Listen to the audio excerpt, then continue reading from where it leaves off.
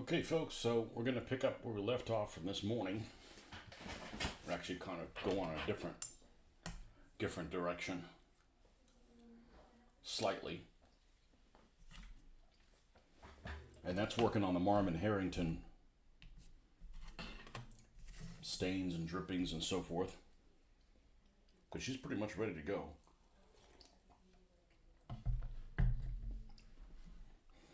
Need to paint a serial number on it. That's about it. And obviously it needs to be sealed as well. So we're going to get the three sisters out here.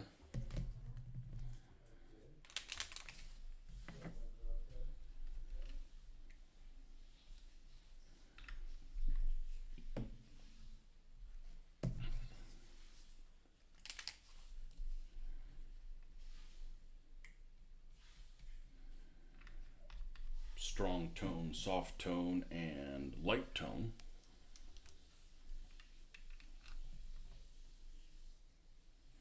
Definitely is a perfect example of don't go by the name of the item. The lightest tone may not be the one called light tone.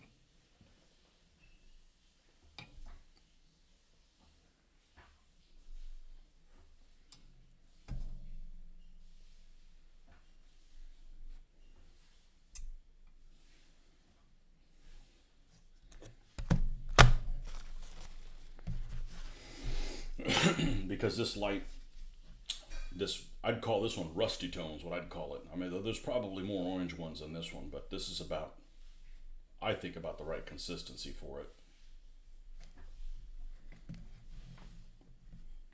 What do we have? These are the super readers, okay.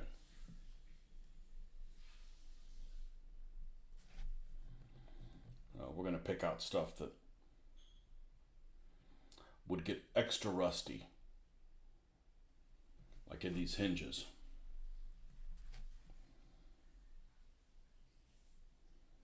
And where there's a hinge is an extra opportunity for things to water to accumulate and then do its damage later.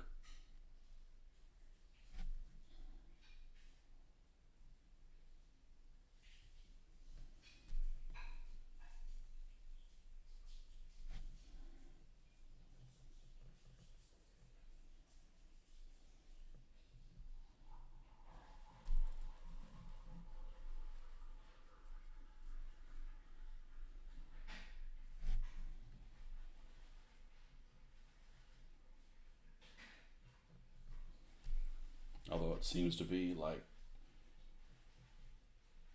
there we go. These are kind of like a glaze and so forth, so.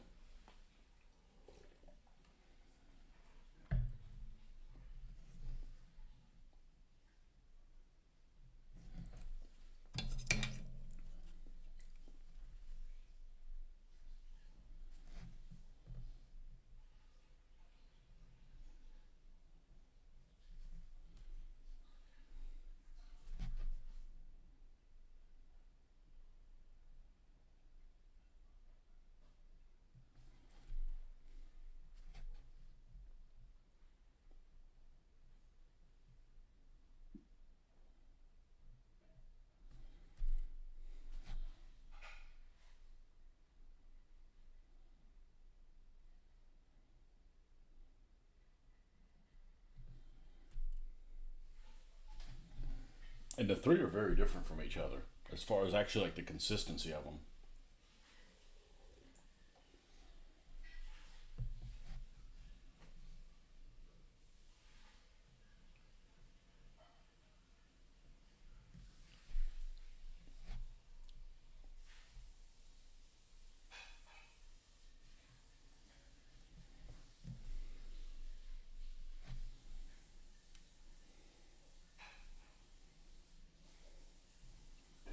Hinges here on this box.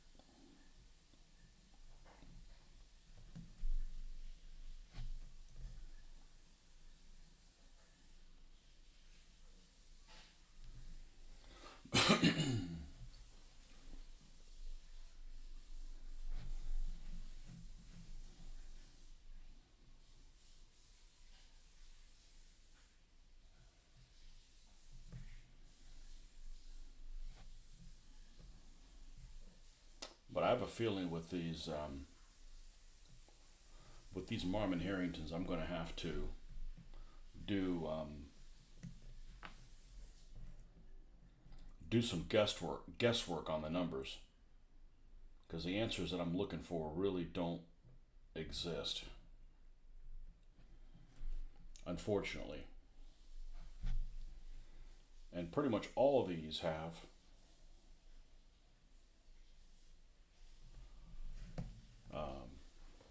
the numbers pretty prominently. They'd be listed right here, an F and a something or another.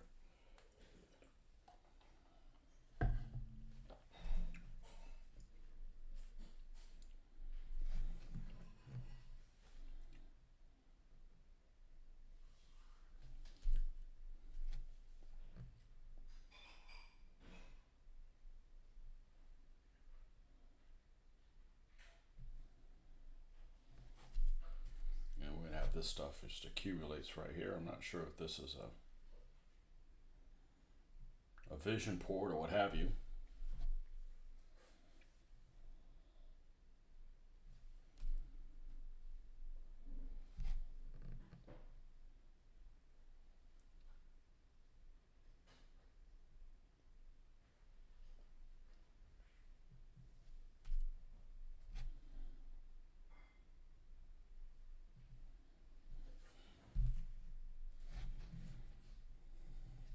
Oh, we got a big ass hinge down here. I don't know what the hell they would store in here, but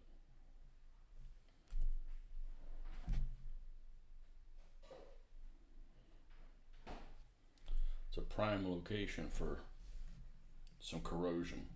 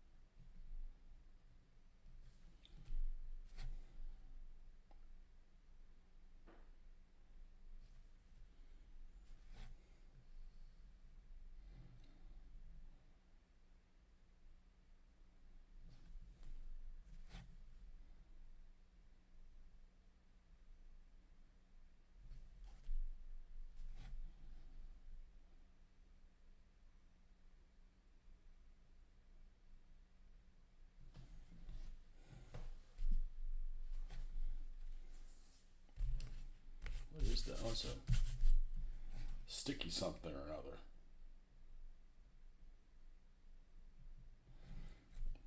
And with this vehicle almost being done and the Crusader almost being done, I'm going to have to prime some other vehicles. And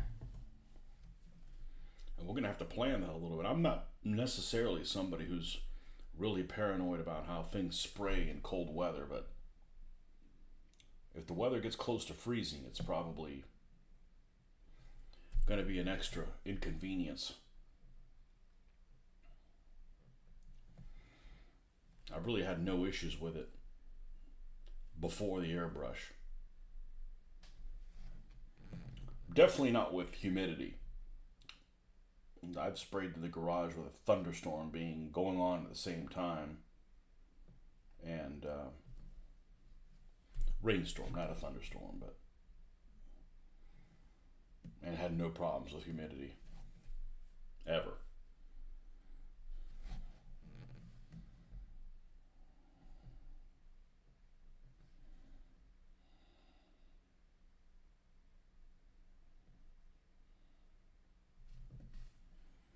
All right, now what do we got on the top here that might rust. Okay, we got this.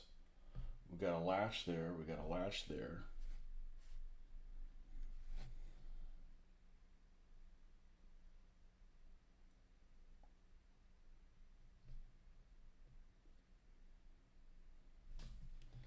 It's just an opportunity to have something of the finish of this vehicle that it's not uniform color.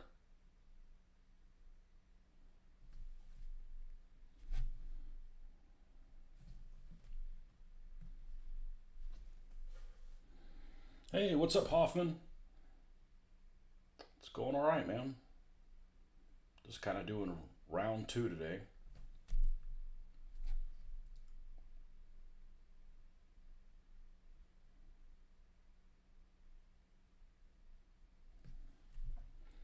I'm I'm off the rest of the year, so might as well do something productive.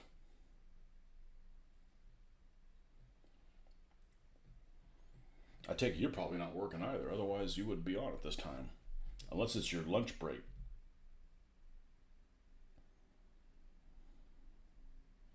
You might be one of those late lunch people. I had a guy that I used to work with. He'd always take lunch about 2 o'clock. Like by the time you get back, it's like you're almost done with work. I'm like, I want to work with a full belly the whole time, so that's way too late for me.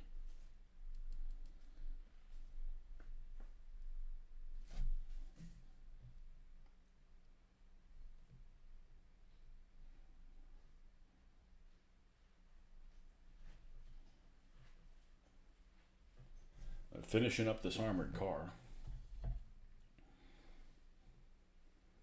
You're not working, but you are working on resumes. Oh. Hopefully on your terms, man. Resumes.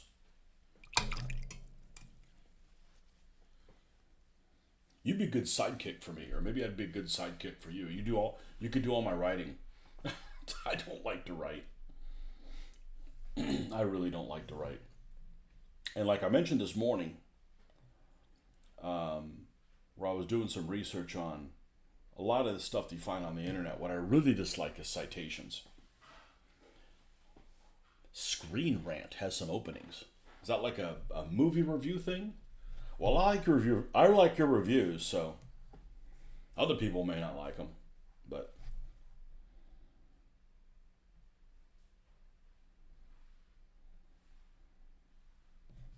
rant just has such a bad connotation.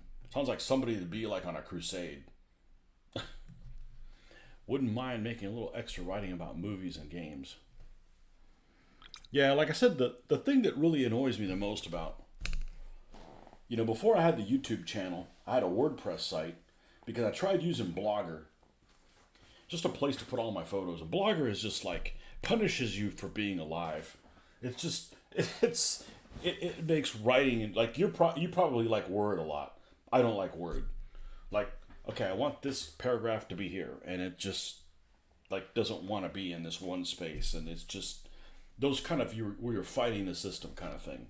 And Blogger was the same way. Like, I want this to start here, and it wouldn't do it, and then you'd go and edit something, and it would get deleted, and you have to start over. And there's nothing worse for somebody who doesn't like to write. The worst thing for somebody who doesn't like to write is finally get around to writing, and then it disappear, and you got to write it again. It's like double whammy. So,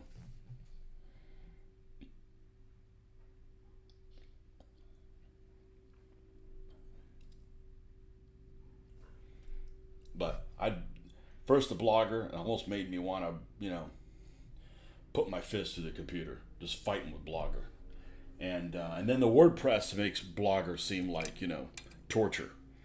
But the problem is that I can't tell whether somebody has looked at it or not. I mean, it's just, I just figure I'd do my hobby for me, and if somebody is interested in it, comes by for entertainment or I don't know,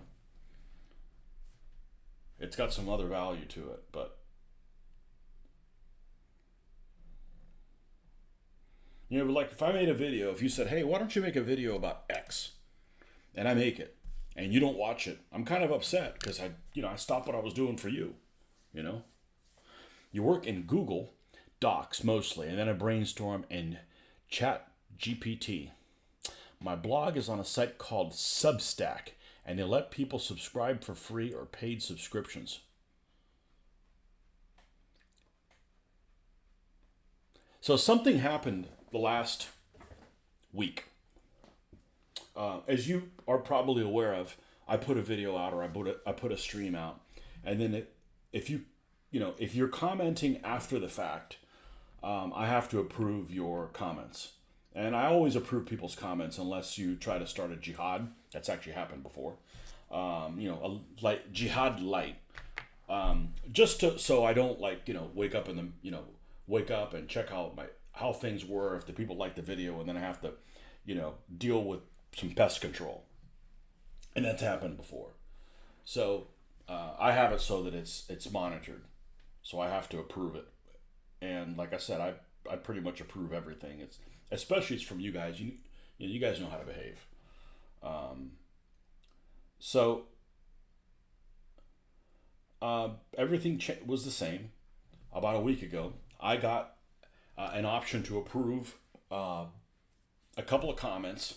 One of them by someone who never has anything negative to say. So this person's not a problem. Like, there's some people that if, it's like, hey, always let comments by so-and-so be approved. This would be one of those people.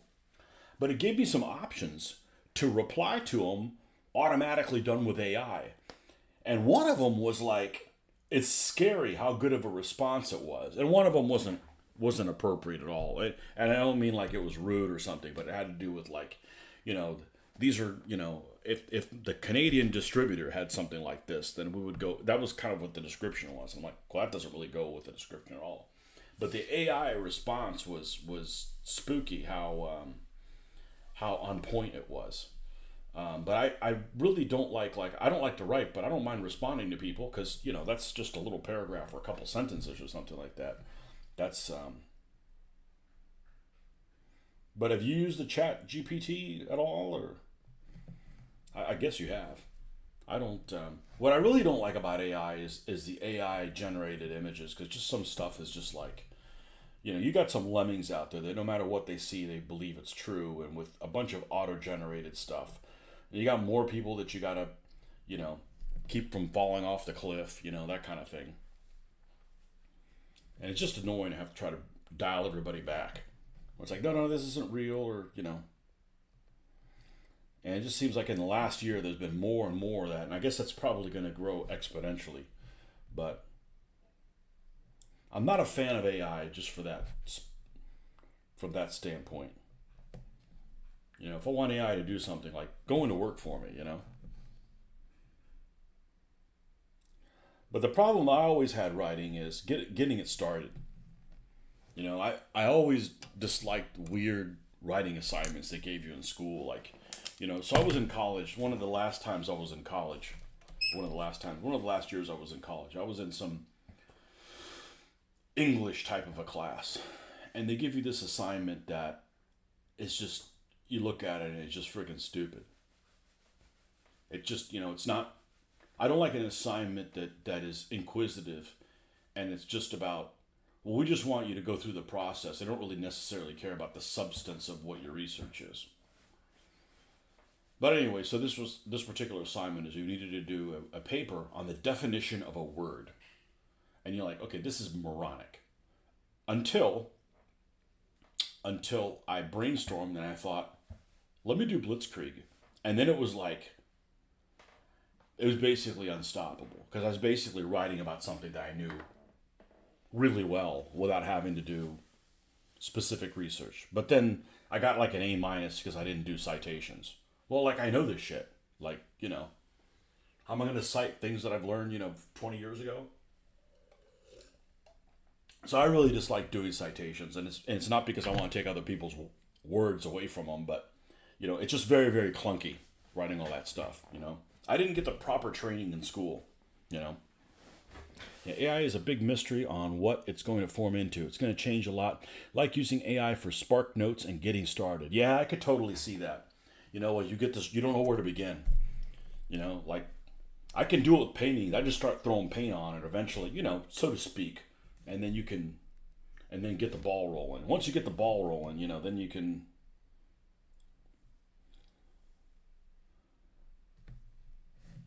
then you can progress from that. But I'll look at tasks now and I'll be like, maybe there's 4 things to do, like at work or something, and I'll usually pick the easiest thing. Pick the easiest thing so you can have like the quickest little reward, like this little nugget of like, you did something right. So you don't get discouraged. So you keep going, Not something that's why I've always said if you're gonna paint miniatures, I paint them one at a time. That's the quickest way of having something to show for your efforts and know that if you're on the right track or not. If you ever want to revive the WordPress, I would help you with all the writing. It'd be a great feather in my cap for my resume. God, I don't.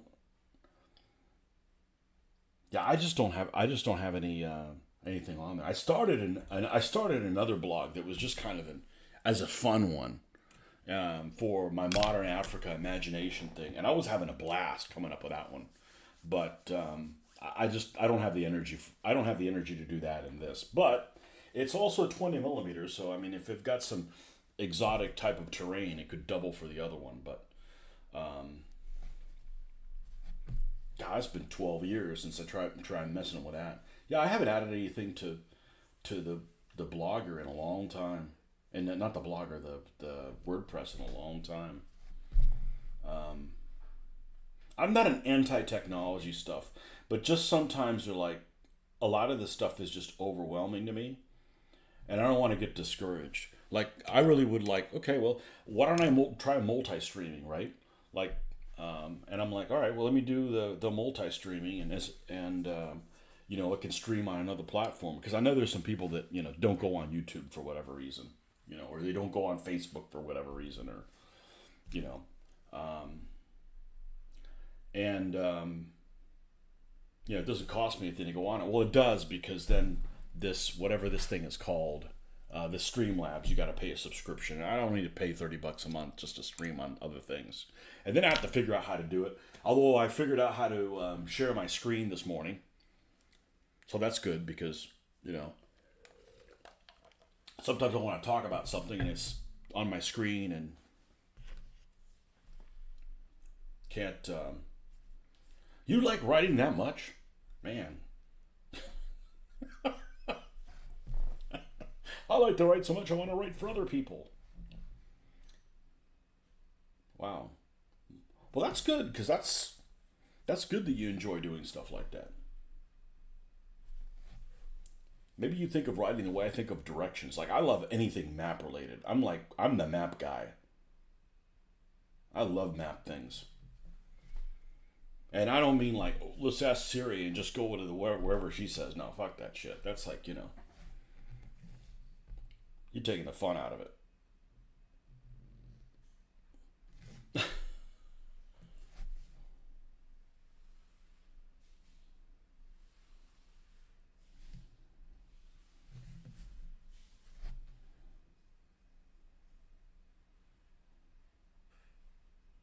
But that's the thing about the written word, is you can't tell who's read it or not.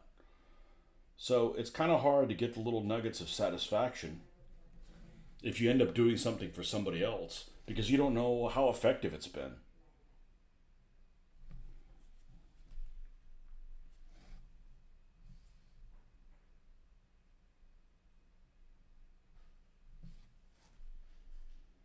But you can't be into everything. Like I always say, I'm the world's worst photographer, and I'm not.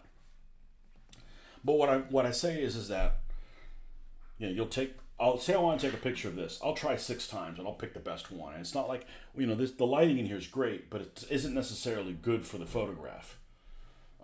It's like too reflective or whatever, and I just don't want to go through and spend multiple hours trying to figure out how to make this photo look as good as it can, because at the end of the day, the human eye is so advanced that you just can't replicate that kind of stuff. When you're done with this huge World War II project, the one thing I would like is write a War Game Illustrator article about you and your whole journey of 2 + 5 years into completion. You're assuming I'm going to be done in 2.5 years. Yeah, I would hate to write that article. I absolutely would hate to write that article. And see, here's the thing. Like school, okay? I love taking notes. I love taking notes because you can write them in shorthand. And I was a good note taker. I used bullet points and, little sentences. It's not like they're misspelled or poorly written or like scribbled. Like I love taking notes in school and stuff. But like writing a paper, oh my God. I mean, it's just, the idea of it just makes me want to just throw up.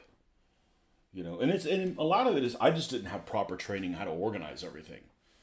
I don't, well, you got to do a rough draft. And all the stuff that I'm more than willing to do on the painting front, I don't want to do it on the writing front. Like, for instance, like I'm going to do a shield. It's like, okay, we have this space. Make sure that you do something through the middle so that you got everything spaced correctly, so you don't get all started and then you're in the wrong. All the stuff that I would never do painting, I make all those mistakes writing,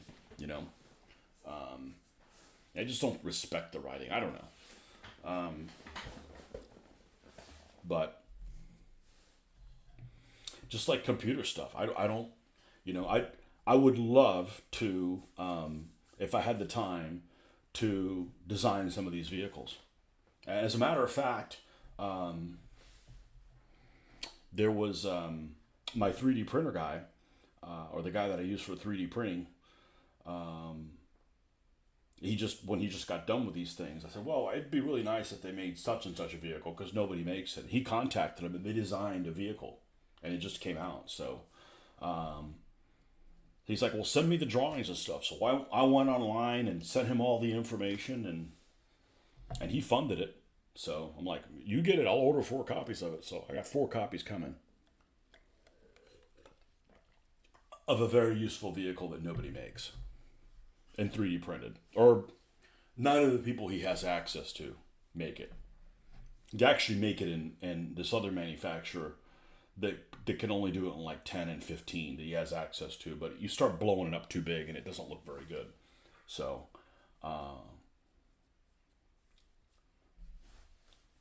but there's a guy that I know. I don't know him personally, but he's one of the best painters out there as far as I'm concerned. And every time he puts something together, it inspires me to improve what I'm doing.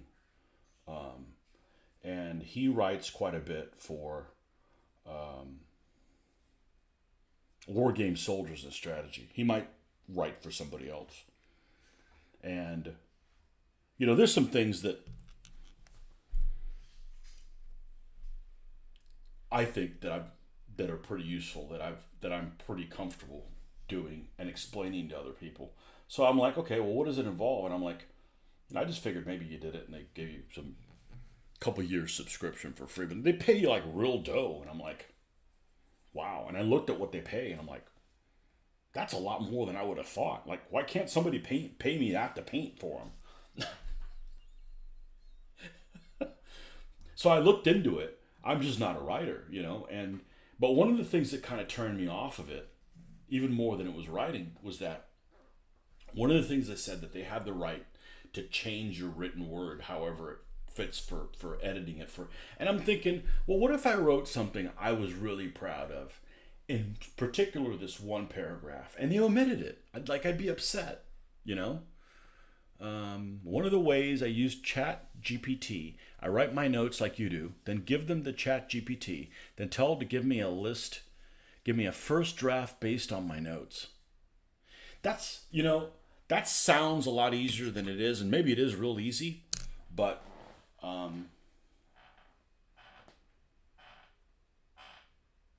yeah. You didn't watch this morning's show where I shared my screen. I've got this document going on Operation Crusader and trying to decipher all the stuff that I found out about it. And just trying to get the investigative reporting, just trying to get to the if you read something about an action, like, okay, well, what do the vehicles look like? What kind of markings would they have had of that particular thing? That's the kind of stuff that interests me, It may not be important to anybody else, but,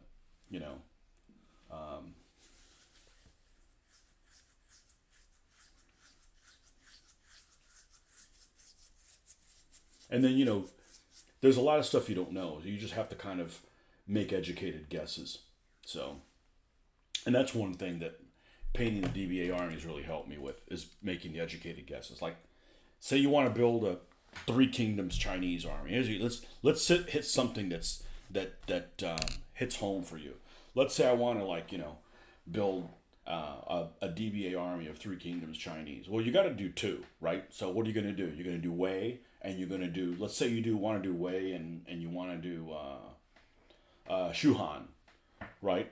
Like, what are you going to paint them? You got to make them look different from each other so that they're on the battlefield. You can tell who's what. I mean, all the peasantry is going to be mostly like off-whites and stuff like that. But, maybe the Wei has, blue trim or blue-gray trim, and the Shuhan has green trim or something like that.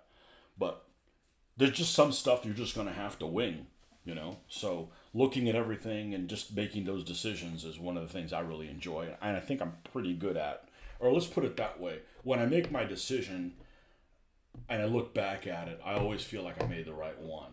Because I do put quite a bit of thought into it. I just don't like, I'm going to be this guy's pink. Like, it doesn't really work, So, any war game publisher would like an article from you or about you because you have almost 2,000 followers. That's nothing.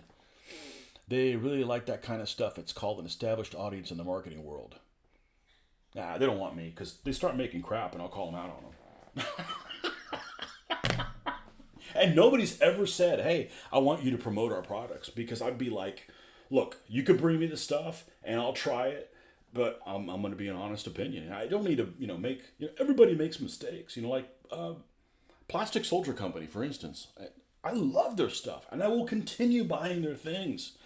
But man, they got to get some QC on the guys that do instructions for them, because they know how to make a good model. Okay. But man, some of the instructions, and I'm a pretty advanced model builder. Like, I look at it, I'm like, okay, I can do that. I've built things from scratch, but that's not what that kit should be. It should be like, done, And the instructions are just missing stuff, and it's a shame. I don't know that it's costing them any business. I don't know that anybody's going, I can't figure out how to put this thing together. Because whoever doesn't look into it, they'll just.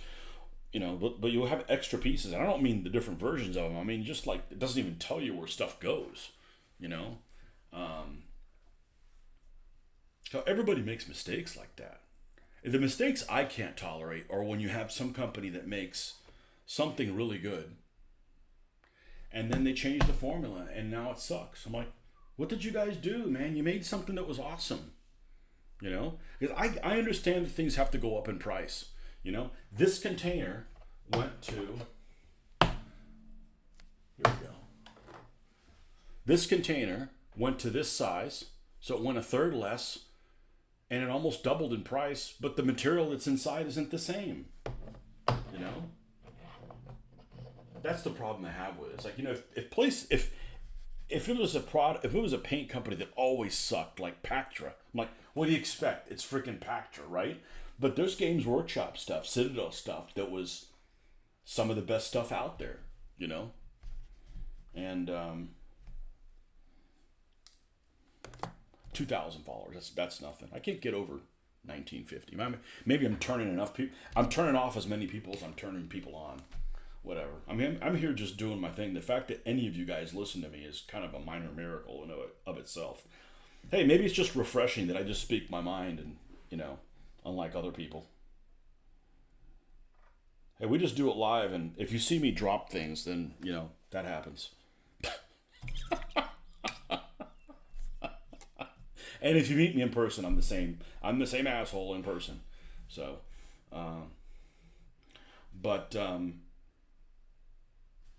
the old painting Panzers, man, he's a hell of a nice guy. He's a lot nicer guy than I am. And he had his whole channel taken off of YouTube.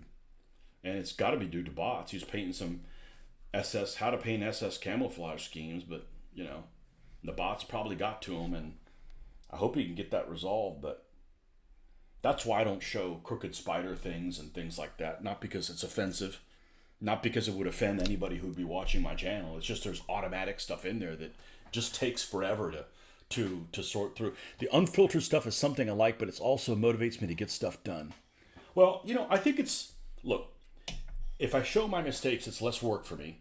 And when you see people that make mistakes, you go and you watch something on White Dwarf, and you're like, I don't know how I'm ever going to paint to that level, But you don't see all the steps that it took. You just think that they just go like, okay, we have this magic, this magic item here. It's this magic dip stuff, and you just go and you just put it in there and you pull it out. And it's like, da. You don't. It doesn't show you that it takes freaking 30 hours to paint one orc.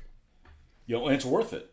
But I think you need to show people how much it takes into it. There's lots of people whose stuff I like better than my own, and I look at all the steps that they do, and I'm like, shit, they take even longer than I do. I mean, at some point I have to okay, it's got to get on the tabletop sometime in my lifetime,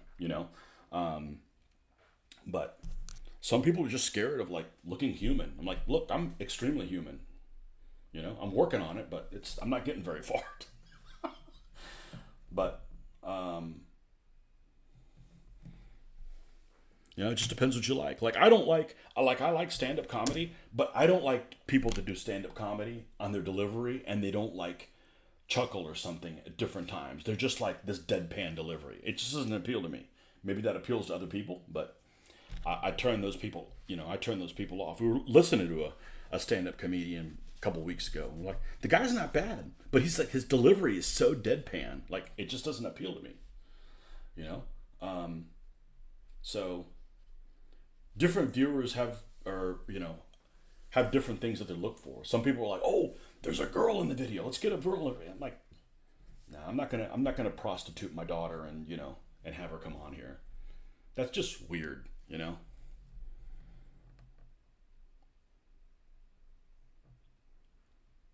There's other sites for people that are into that kind of stuff.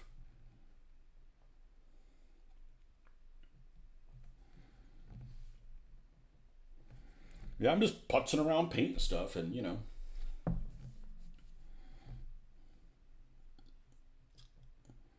it happens. In and about my regular job, I know there's some people that do this for a living, and yeah, I got more overhead than that. I would love to do this full time, but that's just not very realistic. There's one guy that several people I subscribe to, right? Even though I don't ever watch their videos anymore, but I am subscribed. I have watched their videos in the past, and every 2 or 3 days they got some video about how to get more viewers, how to do this, how to do the other thing, best um, uh, video editing tools, best this, best lighting, all this stuff. I mean, useful stuff, but I'm like, my my actual interest is the actual hobby, not talking about what could be. But they do a really good job, and it's super professional stuff. But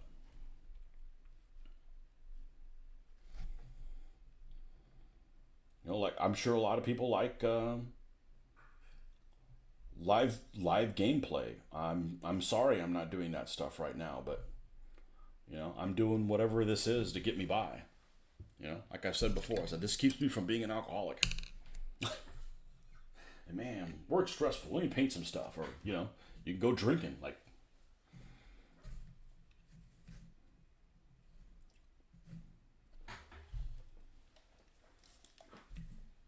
Got them little brum lights.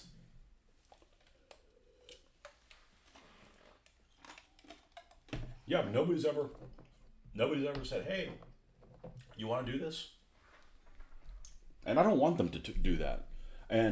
But if there is something really cool, I want to tell you guys about it. And I don't want people to give me free shit or something like that. I mean, it's just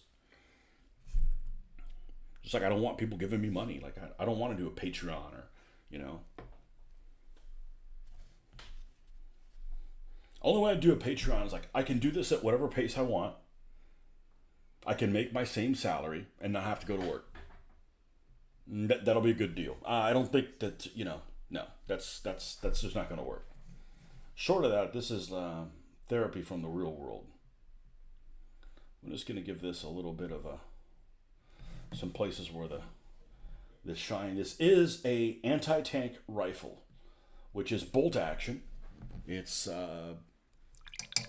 magazine fed. I don't know if it's a magazine or a clip, but anyways, it's 5 rounds, and you got to lock them and load them every time. Not exactly really effective on moving targets.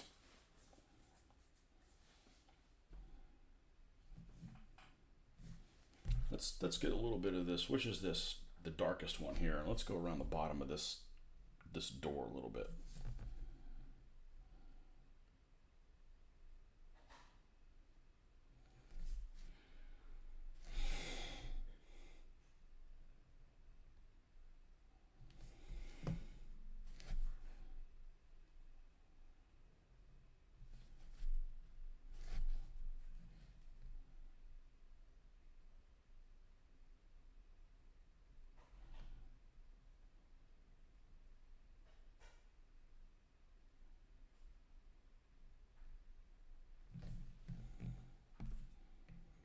And besides, I go on rants too much about things that I find annoying about the current generation. So maybe some people don't like that stuff too, but whatever, you know. There's lots of stuff I don't like, and I don't feel like I got to comment on it, you know.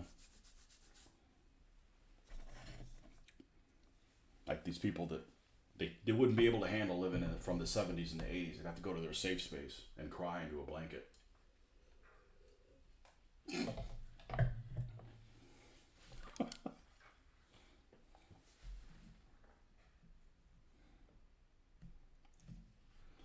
Well, I think,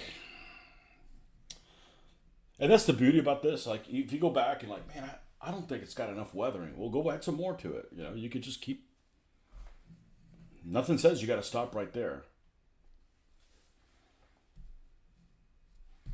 But I think I'm just going to have to make up serial numbers for these things.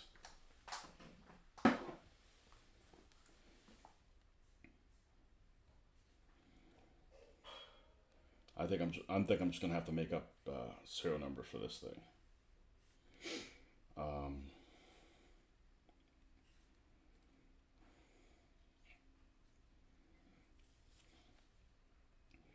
Marmon.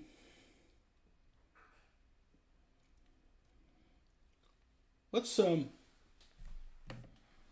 it live. Let's do this live. There's no information known on them. That's the problem. Is the stuff that the anal retentive stuff we want to know, somebody has to write down, and you know they're busy getting shot at. Let's go to display capture. Let's do this. Okay, now I can create another window here, and we don't need to look at that. Let's create another window. Switch these, which I was really struggling with using my bifocals, trying to look at it. It's like, no, I gotta do it with contacts and put the readers on, and then the screen's bigger. Let's kill that light, and we're going to look at Marmon Harrington.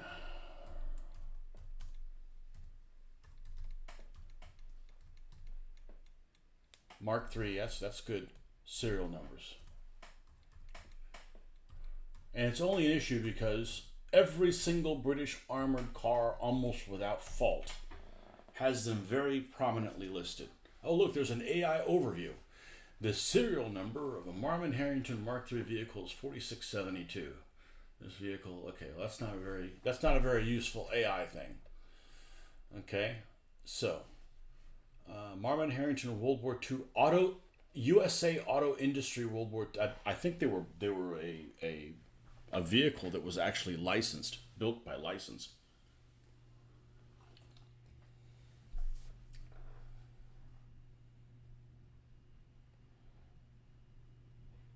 I only need one of them. Let's see, if you look at this one might actually not have a serial number on it. It does not. Yeah, it does. Yeah, it does. It's right there. You can barely make it. But normally they're very, very prominent. This one's F23156. But this is a Marmon Harrington Mark II.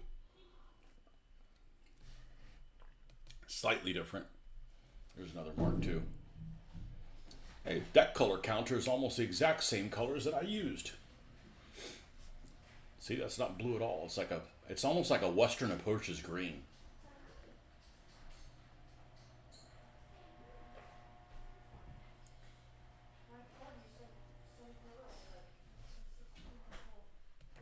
Let's look at this scale mates thing and see if there's a. And I am not alone, so if you hear background sounds, well, that's just part of the Marmon Harrington Mark III serial number lookup. I like that search. Model, I already know what the Marmon Harrington model number is later for. It would have been 1950. Okay. Armored car.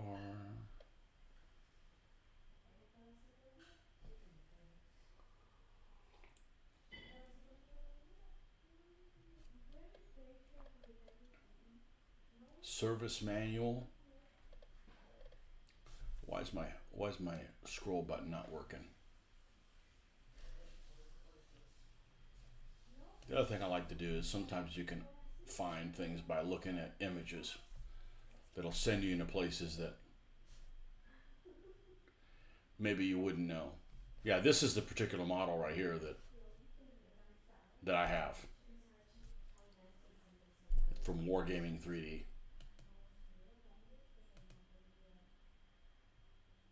It's exactly the same model that I have.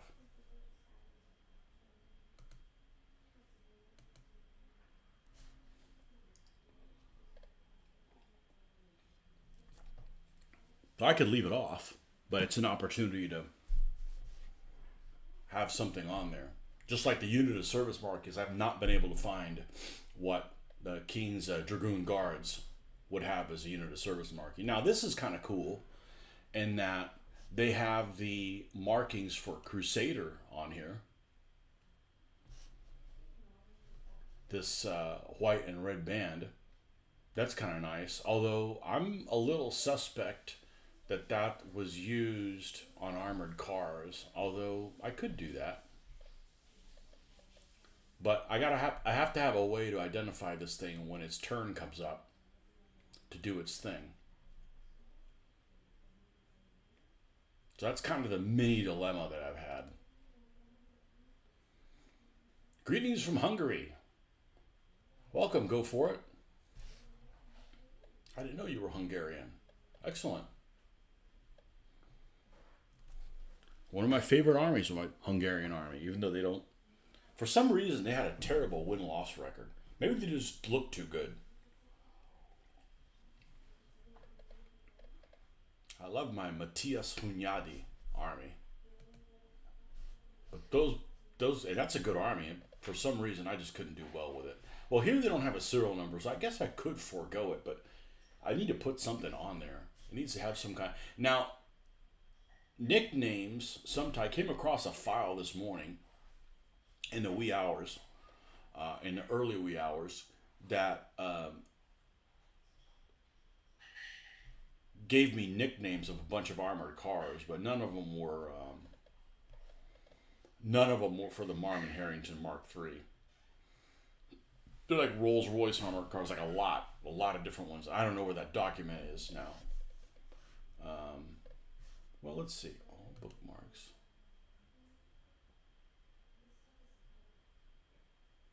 No, that's all Crusader stuff. Yeah, I look a lot of stuff on my phone and then I can't find it because I'm not good at searching for things on my phone where I've been. Let's go back. One more.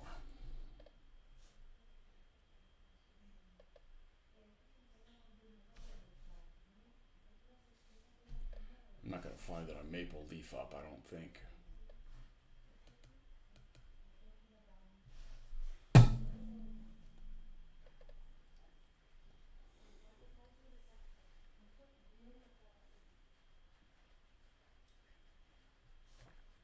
King's Troop models.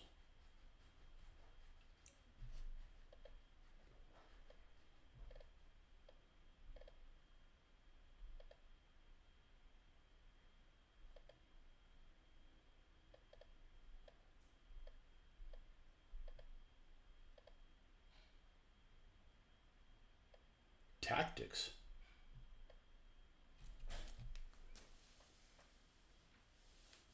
This is interesting. One of the first indications that the Afro Corps had arrived in the desert was a minor collision between a car of the King's Dragoon Guards and a German eight-wheeler on a desert track at the end of February 1941. It was dusk, and both sides were so surprised that the only damage was done was a bedroll torn off of the Marmon Harrington as it scraped past the German. Yeah, I've read many times that they talked about the German armored cars being more heavily armed. I'm like, it's just a 20 millimeter cannon, but the British ones just had Vickers machine guns and a tank rifle. So yeah, I guess a 20 mil autocannon is a lot more powerful than that. Um,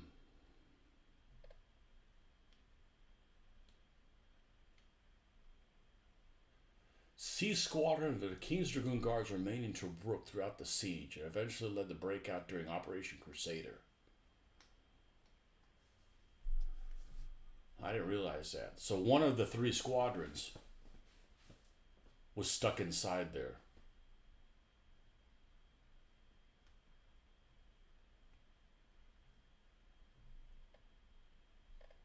Interesting. There's always interesting stuff that you find in unlikely places.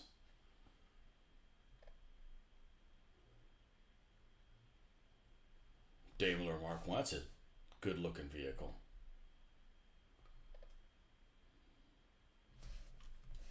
Okay, well, sometimes you look at places and sometimes you find interesting things. Have you heard of the site Tank AFE? Yes. You got some time before breakfast to watch. Tanks Encyclopedia, yeah, those two sites have excellent things on there.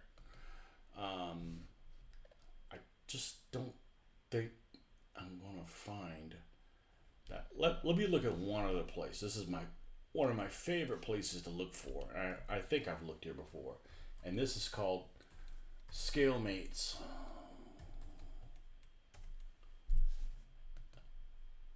And we're going to see if they have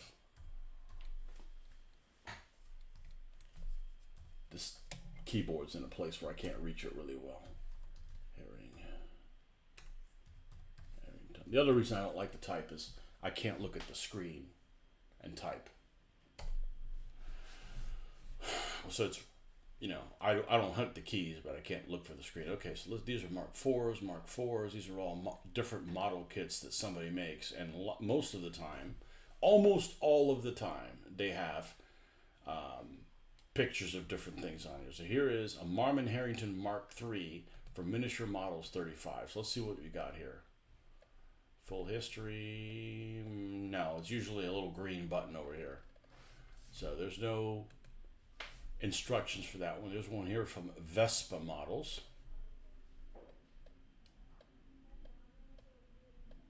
No instructions there. Okay.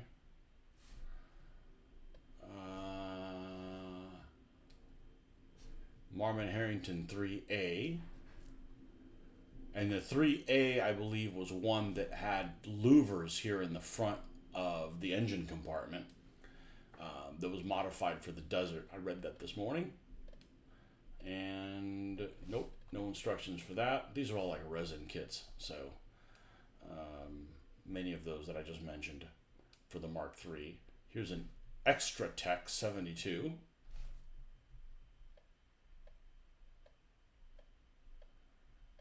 No instructions for that one.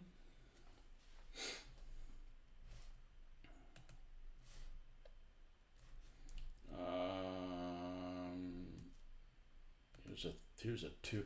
Yeah, see, you got louvers up front here. That's the difference with the A.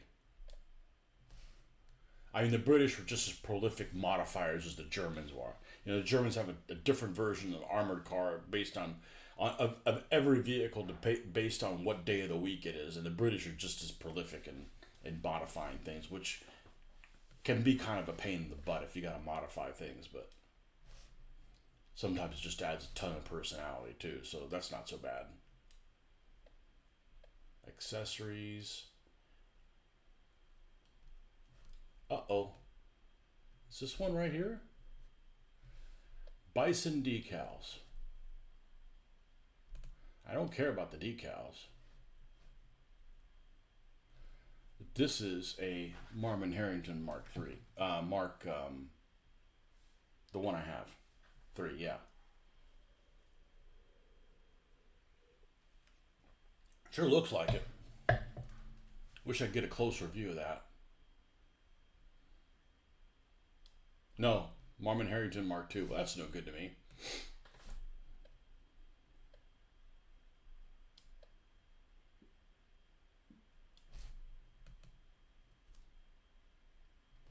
Here's a painted example.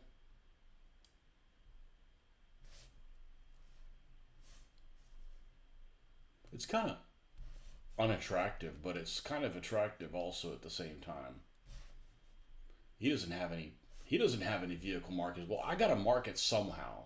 And I don't want to give him a nickname because there are nicknames that some of these armored cars had, but it seems like in these particular ones didn't have them, from as far as I can tell. I don't see any evidence that they had them, so I don't want to commit to something that may end up being incorrect in the end of the thing. Marcus, welcome. Okay, well, let's go back to webcam. Let's take the display capture and reduce it, and let's put some more light here. So what I really don't see is the evidence on that one site that has Crusader markings on it, as much as I like it. So I don't think I'm going to do that. And I don't know what I'm going to do about the number. So at this point, I'm going to call this one done. We're going to go ahead and spray it. And a lot of these didn't have markings for the armored divisions on them, which is kind of a shame because you could add a little pop of color. It'd be nice to have a little Jerboa back here in the back or something like that, but I don't really see any evidence of that being the case, you know. As a matter of fact, some of the Crusaders didn't even have. But look at the size. Assuming this is sized correctly, I mean, the armored car is a very tall vehicle, which I guess means it's a lot more comfortable in there inside of the tank. So, you check on one thing, make sure I don't have something to respond to.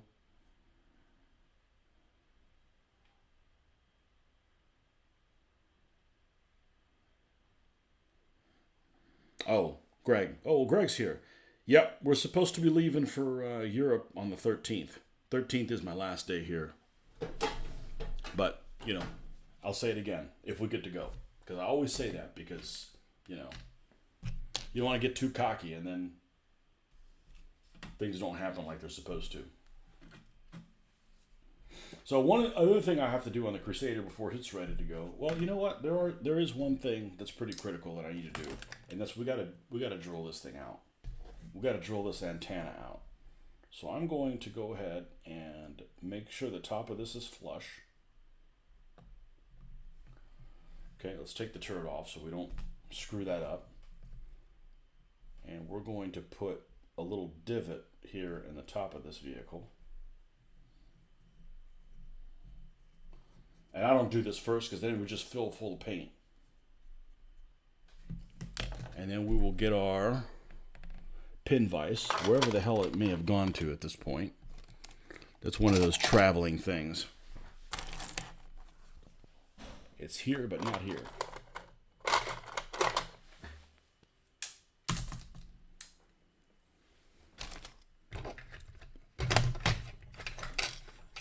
There it is. I didn't see it. What pin vise is in it right now? That one should work.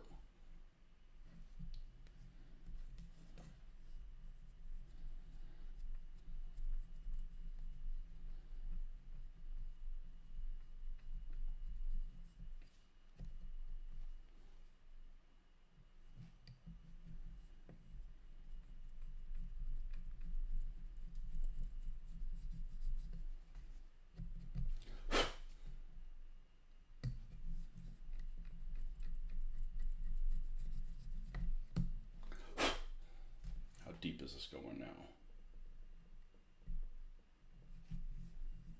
Maybe a little bit more.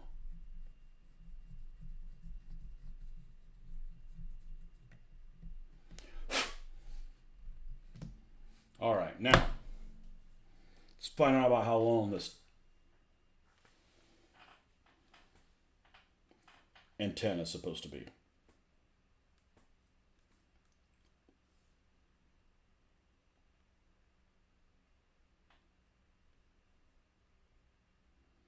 Marmon Harrington Mark III. Images. Not even shown on there. That's why you can't trust,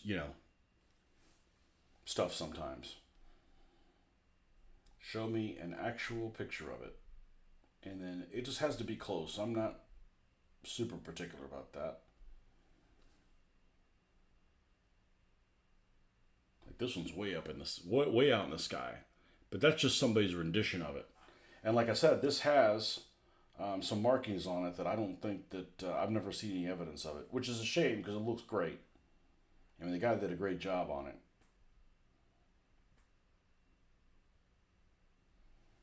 All right, here's some of them right here.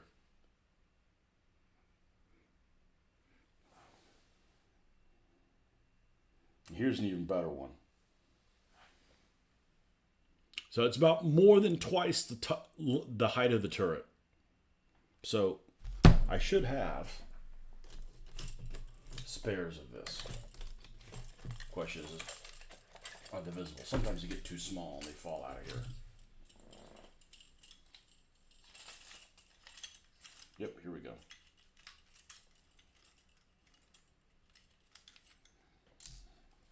Little piece of wire. I've given up on trying to use sprue. Sprue's just doesn't behave like it used to behave. So let's put the turret on here. We're going to estimate how tall it needs to be. So the turret, if it was the same height of the turret, it would be here. It's a little bit higher than that. Let's get our clippers that are older than I am, probably.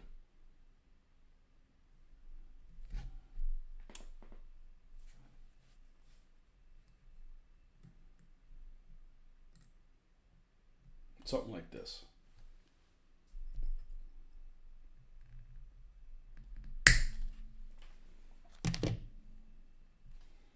Here's the remainder. And put the remainder back in a little bucket. And most importantly,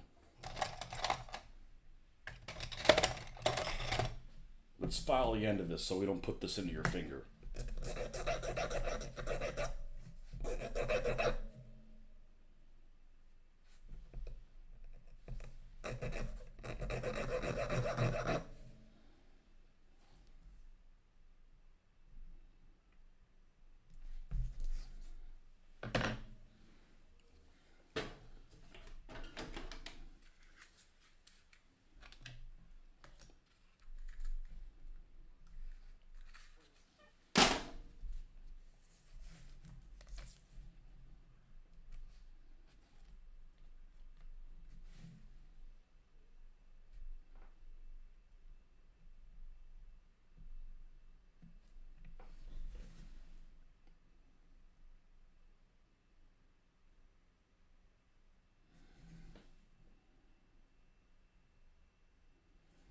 And yes, there'll be little banners on there.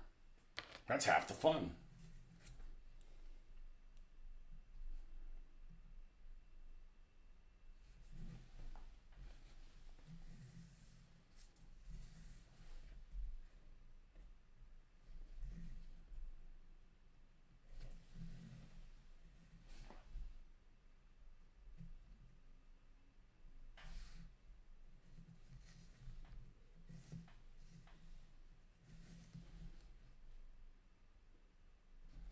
Okay.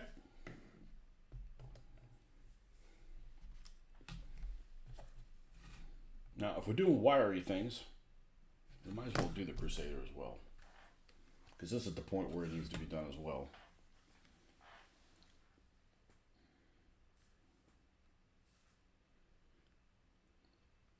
Crusader 1 tank.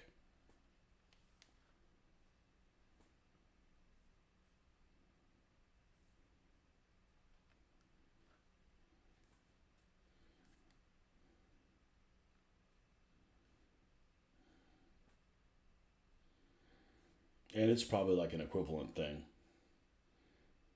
In other words, like a little bit more than twice the height of the turret. Well, a little bit more than the height of the turret, so to speak. So we're going to cut this thing flush. so that when we drill this out, we can get to the center.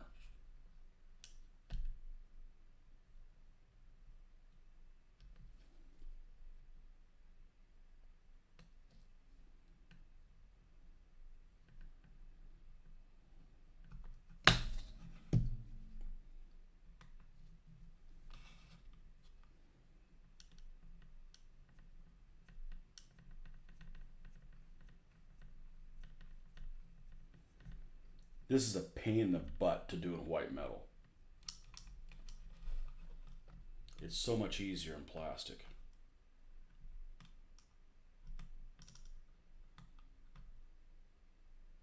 Just a little bit deep in there, just enough to get a purchase.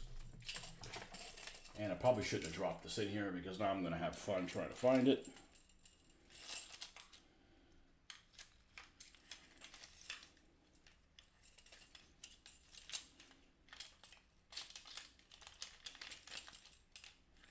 But that's me winging everything. We got more wire. I just want to use that one that's just a piece. There it is. Huh. I actually have two.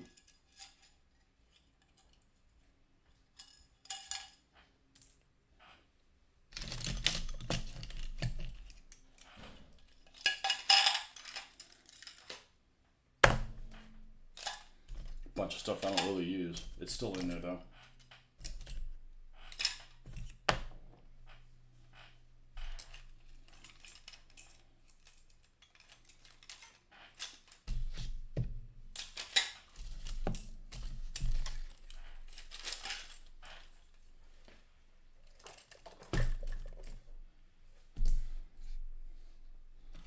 And we're going to go twice the height of the turret and a little bit more and twice the height.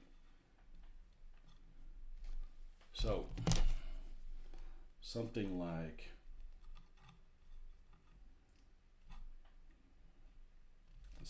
this. Now we got to get real creative.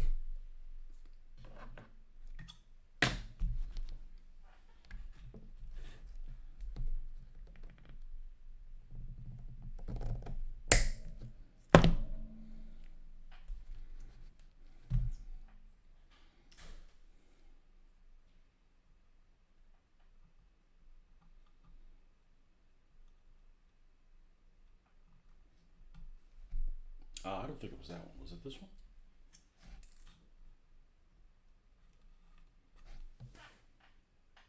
Yeah, this is the one.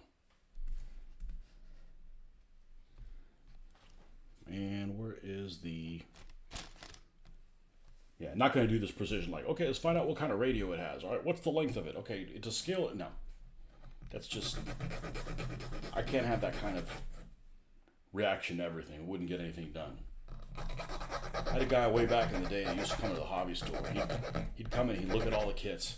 He'd be like, "Hey, that's good, but you got to change this, and you got to change the other thing." And and it's good. I mean, I appreciate all that stuff, but at some point, you can back yourself into a corner, and pretty soon you're overwhelmed that you can't get anything done because nothing's perfect like it should be.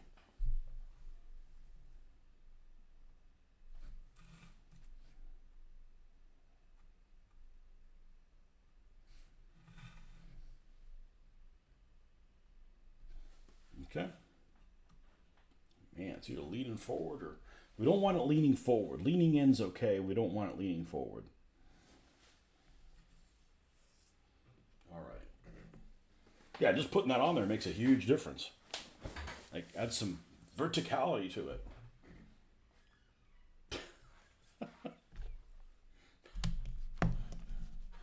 Makes it verticousness.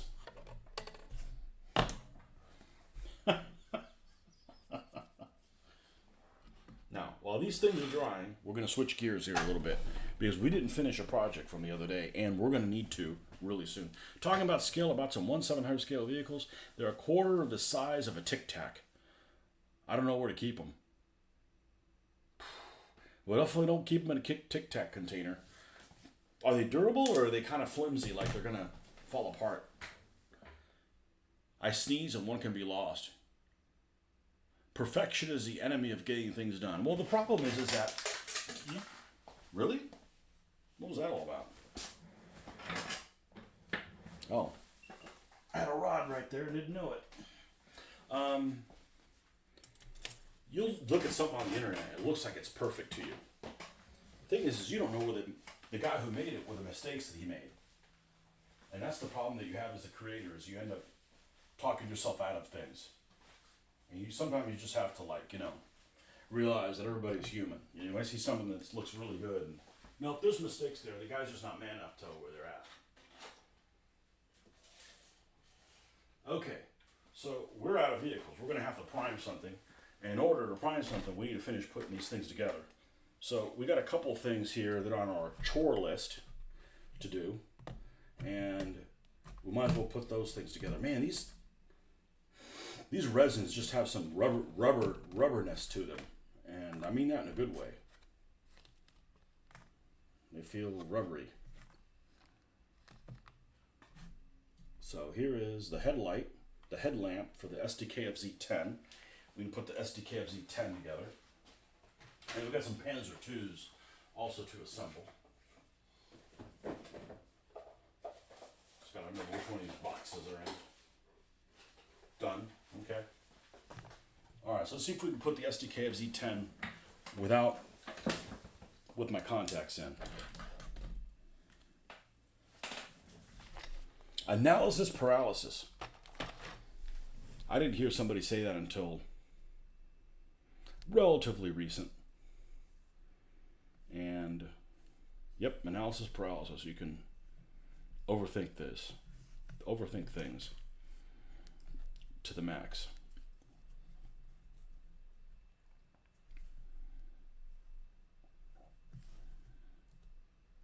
So this just goes glued, and we got to put the little headlamp on it as well. So we're going to come in and we're going to grab the green super glue, which I am new to, but I'm a big fan of. I still like epoxy the best, but epoxy doesn't come in a little container like this. If it did, I would be ecstatic.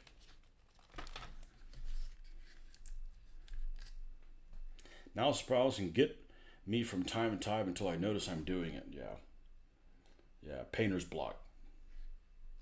This stuff is gooey when you pull away from it, almost like honey in a way. And what I like to do is, where is this particular copper piece? I like to use this as a way to put this stuff on. An applicator. All right, now let's take a look and see how this, let's not destroy that. All right, so it's gonna ride on all these points and that. So let's go ahead and do that. And this is the one that I have some adjustment time with it. So we're gonna add a dot on every one of these.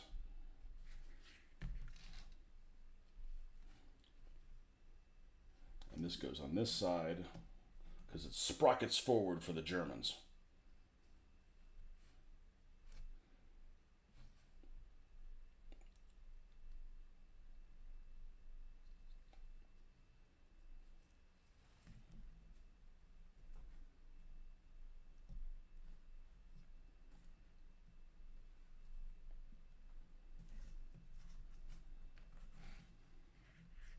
And same thing on the other side.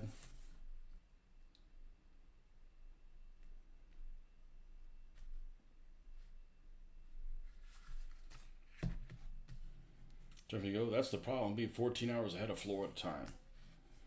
No, he's in Australia.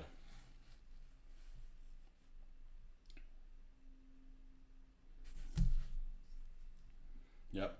It's funny, I had old painting Panzers. I was talking to him back and forth, and I said, he's almost the polar opposite. As a matter of fact, that what's that word? The antipode and of the opposite of where I am is actually in Western Australia, almost up the coast from Perth.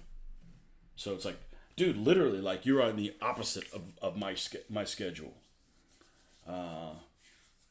Yeah.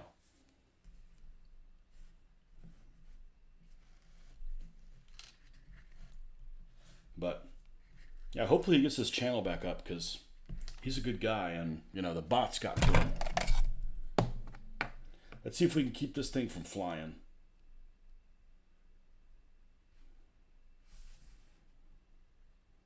What is it? Patience of a saint and the touch of an angel.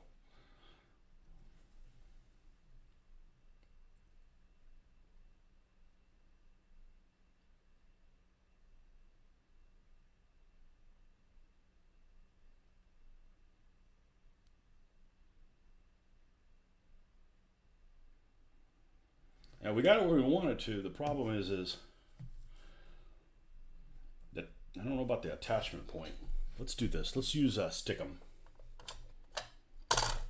If you start digging or swimming, you can start meeting in the middle.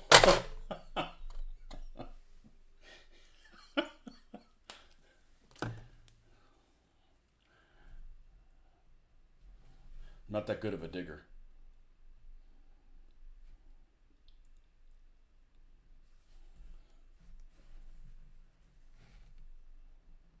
Literally the polar opposite time.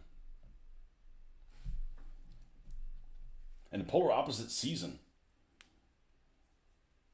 Uh-oh.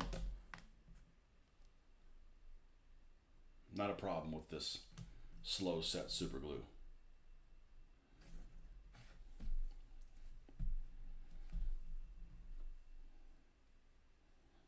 Yeah, actually, I never broke it off. It came broken. Which, like I told him, I don't need you to replace anything. Just, I don't want to use up my Chad miracles, you know?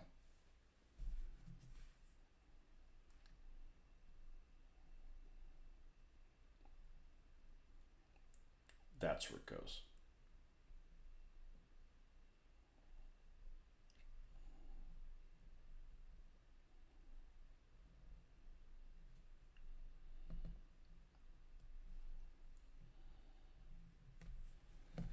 Well, I guess I need to do this in different steps or hold this thing down.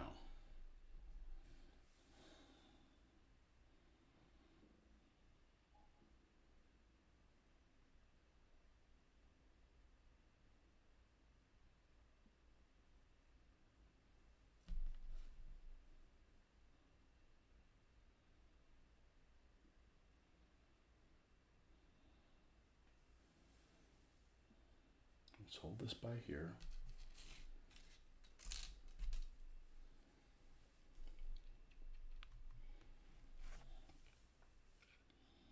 This is actually not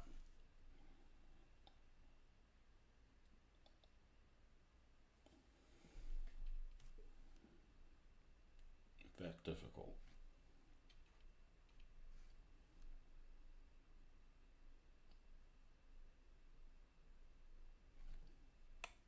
No.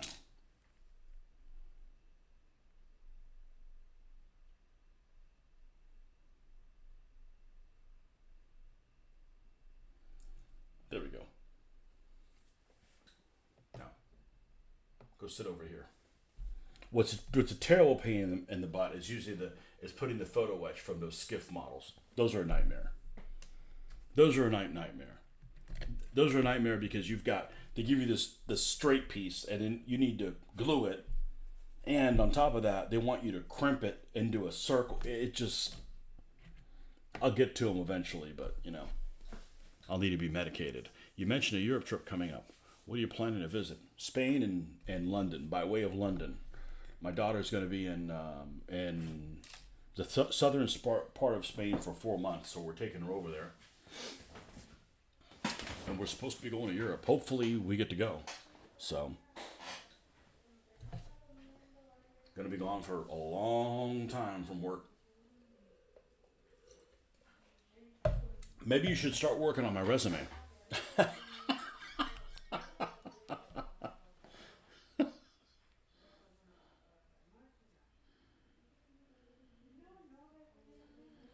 Ah, it's a good question. Did I need anything reprinted from round one? Did I get everything to work out okay? No, I'm missing. It didn't even. I don't care if it's broken. I can fix it if it's broken, but if it's missing, let me make sure I got the right one.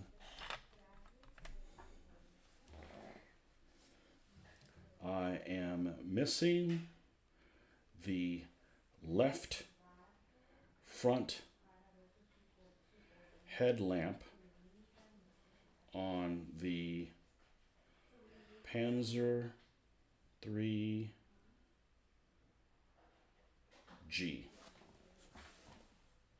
That is the G, isn't it? Yep. This is my 3D printer. I just placed an order in for the new things that we had them come up with. Let's see if I can take a photo of this. Oh, we need to flip it the other way. How do we flip it? There we go.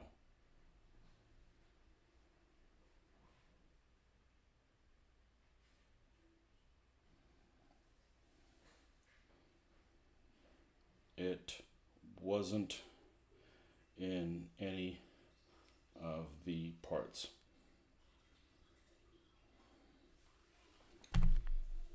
I don't want them doing shit in vain, you know?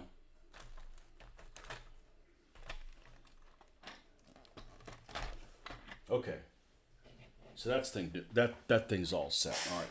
The Panzer 3H is ready to go. So is the G. We can add that headlamp when it comes in. I placed in another order for the new A13s that came out. That was the instigator on those. So we got 4 of those A13s coming, and I got 2 more of each of these models coming out as well. There's a scenario that needs 6 Panzer 4s. 6 Panzer 3s, and I'm going to get them. And they're going to be a mixture of different things. Oh shit. Hold on one second. Look, he didn't ask me something. I better hold on. This is kind of critical. God, I can't think with sounds behind me. That's the only thing I hate about this room. Iron Horse collectibles. Let's see. Let me make sure this is not. So if we go to Coulon and go to Germany, and this one,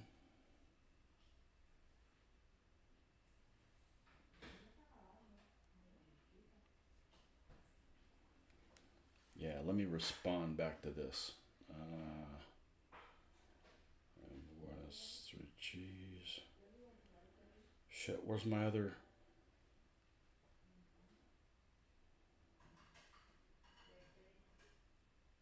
Okay, he sent me another email. Both improves. Okay, by the way, one of these Panzer 3H with the dust bags around middle of barrel, and one without. I want all 3 of the tanks to be of each type to be different.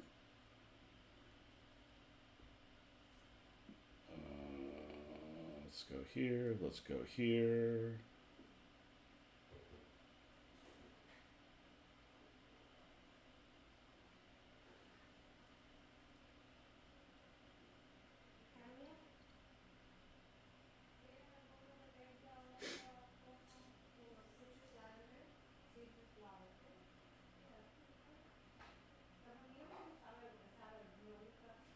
Payment successful. Okay, there we go. Sorry about that. Just kind of in a hurry because here's the extra stuff on there. I make sure those arrive while I'm here. I don't want them to be sitting on my doorstep for 2 weeks. That would be bad. Okay, this is the 2C.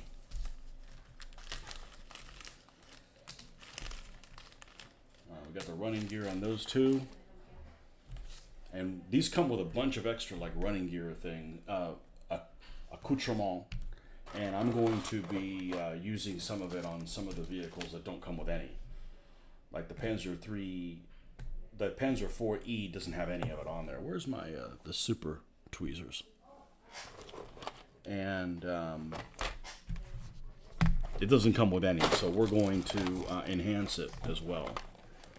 You know, there's no point in having some vehicles look really good, in other words, others that don't. Where are those tweezers that should always be there? Okay, I just can't see them from my low ass vantage point. Let's raise myself up a little bit and give myself a lower back problem. The position where I'm at before, I literally could be there, 3 days and I won't hurt anything. If I raise it anymore, then it becomes uncomfortable. And next thing you know, you got some crick in your neck that won't go away until you go visit a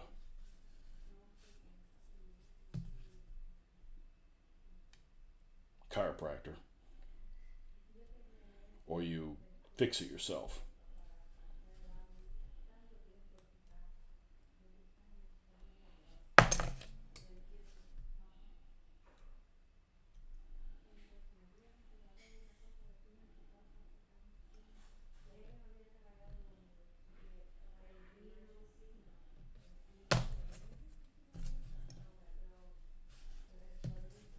But this resin is incredible because it doesn't have an unpleasant smell. It's flexible. I mean, this is all one piece, and it's got flexibility to it instead of it being so brittle that it breaks.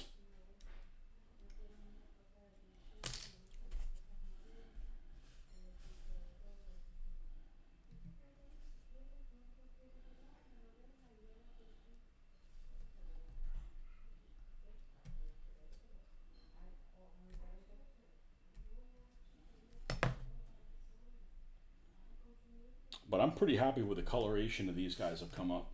The Africa core are definitely darker. I didn't want them to both be the same, and even though they're weathered with the same colors of both of them are weathered. Did we glue this down? We did not. We just put it in there. Okay, good. Because the bottom of this barrel has these little furry bits.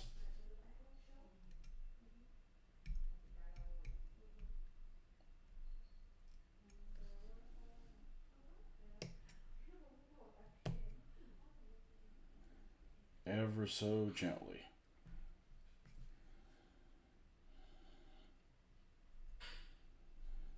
Okay, is this? It is. Just absolutely beautiful barrels.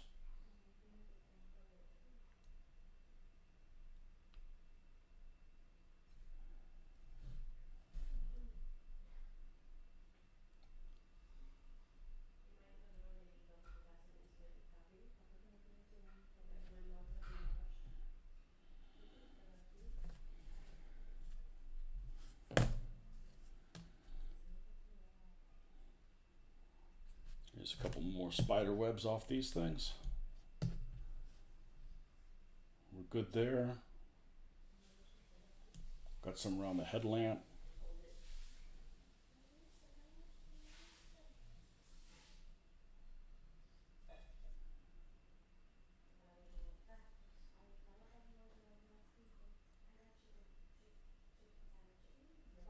Looking forward to your next order. What about my next order? You're not looking forward to that?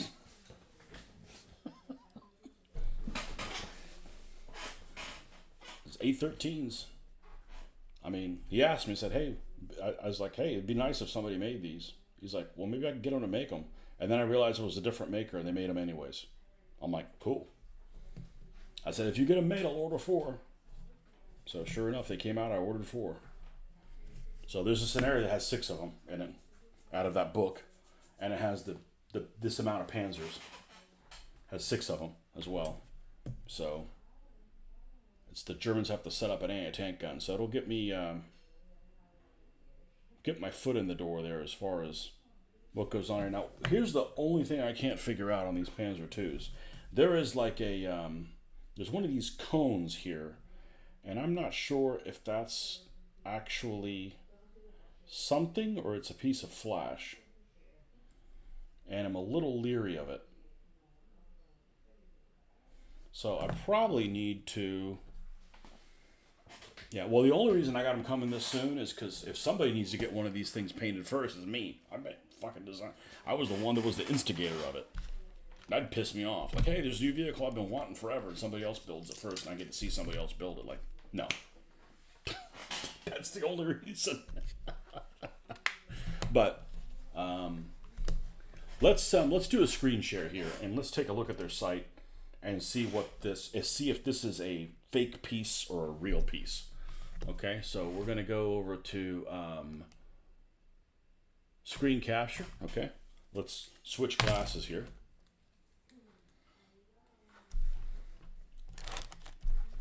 I really wanted to get all this done before I ordered more, but shit happens. All right, so let's go here, and we're gonna go to Iron Horse Collectibles. Iron Horse Collectibles. All I needed to do is find somebody in the United States that would print in frickin' resin. And you think, oh, it's United States is the land of opportunity. Apparently not.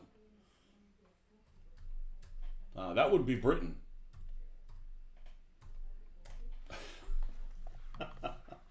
Iron Horse. Oh, it helps if I type all the words in. Iron Horse Collectibles. Okay, so we're gonna go to his site here. I need to put the mouse on something that's not.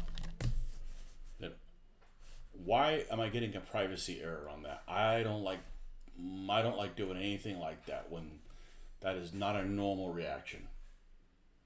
Iron. Let's kill this light so I can look at my keyboard. Iron Horse Collectibles.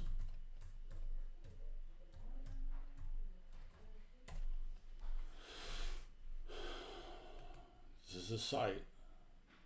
I don't like that. I'm not gonna go that way. That's I don't get that on my phone. Let's go this way.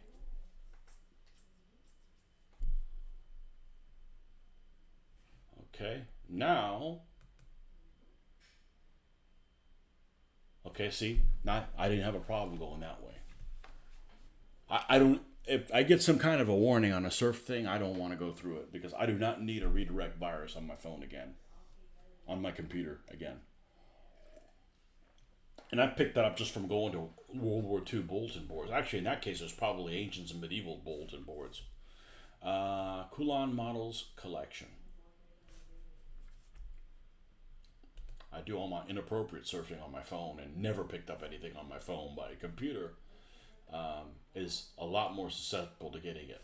Okay, let's look at Panzer IIc.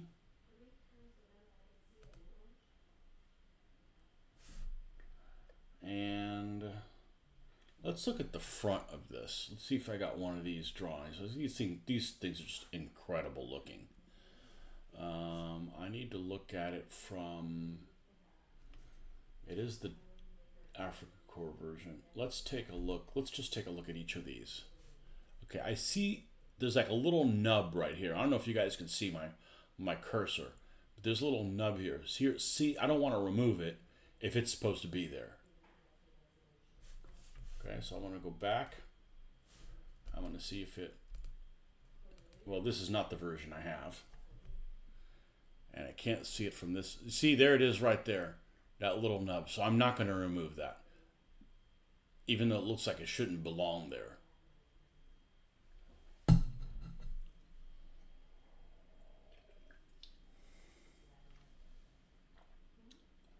We're not going to remove that.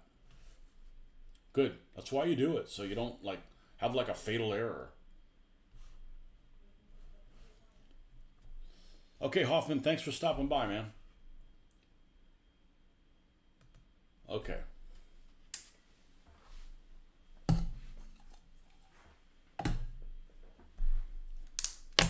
It's the switch glasses game. All right. Yeah, this little thing, we won't remove that. It's obviously supposed to be there. And I'm glad because that would have been kind of a pain to remove. Okay, no spider webs down here. These are not little spider webs. These are actually little things where it connects to the other part. That's not removable. Everything looks good. Everything looks good. All right. And we have some here on the running gear.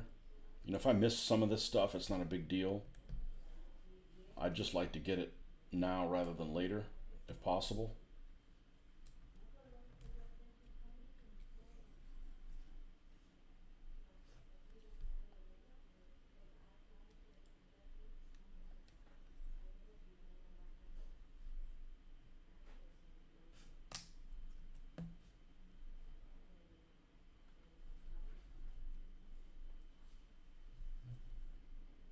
All right. It's a German tank. Sprocket wheels to the front. Let's check for fit and finish before we go and commit to putting glue on it. Fit and finish should be superb, like this stuff always is. It is. All right, so we're going to put a little glue dot in each one of these. So one there, and there, and there, and there, and there, and there, and there, and across the top as well on those little spots.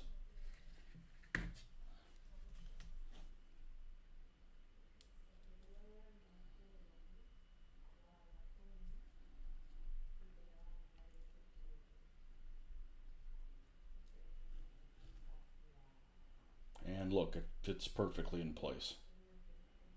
So not only is it molded correctly, but it hasn't gotten disfigured in travel. Push them all the way in so you don't have the track sticking out past the outside of the vehicle on the side. And move on to the other side. I'm still going to check it.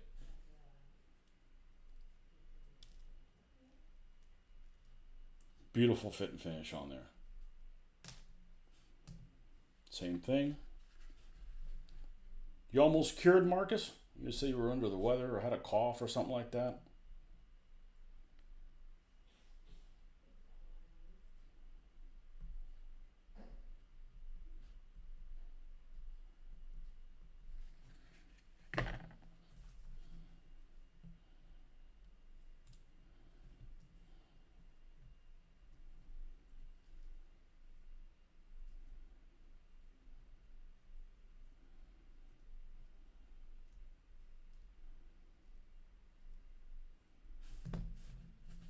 Okay, and the hatch on that, I believe it opens to the side.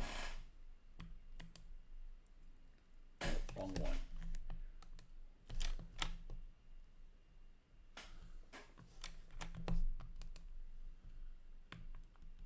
It does.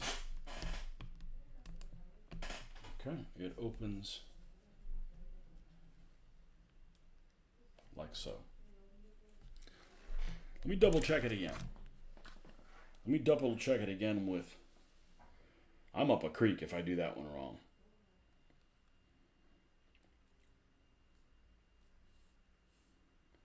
Panzer II C deck. Images. Yes. Yep. Feeling great, just a stomach ache. Probably from enjoying too much holiday food. My daughter had just come off a bad stomach flu, but I don't have it. Whew. It's funny, the stomach flu always manifests somewhere that's not the stomach, if you know what I'm saying.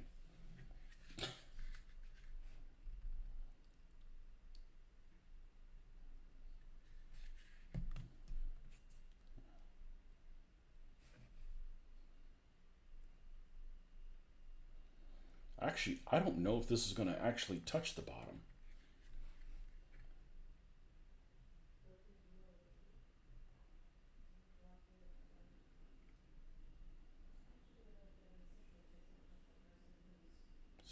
barely put it on the rim here.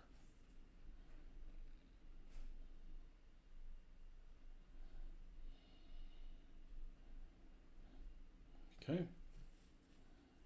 And then we're going to put this like this just for safekeeping.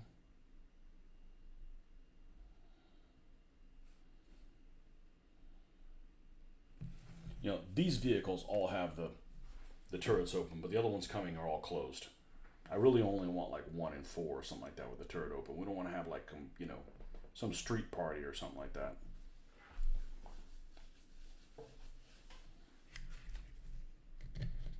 Okay. And we definitely want to keep these things with the C. So I'm actually, at this point, I'm not going to decide what they're going to look like until everything comes in. Because I want a mixed appearance. Now, where's the 2F? It's apparently assembled already. It's not here. Here's the A10. Not there. There. Here's the 2F.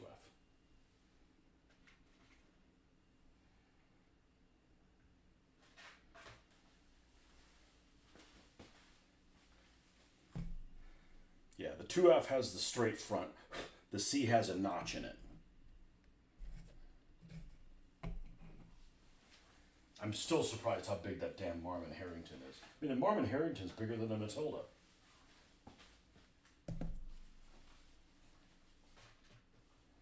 And they changed the barrel on Matilda, just so you know. I told him it was too long, and he had him change it. But it's too late. I got the barrels glued into the turret, so I don't want them reprinting the whole damn turret. So we're just going to cut this down. We're going to cut these barrels down a size. I'm perfectly fine with that.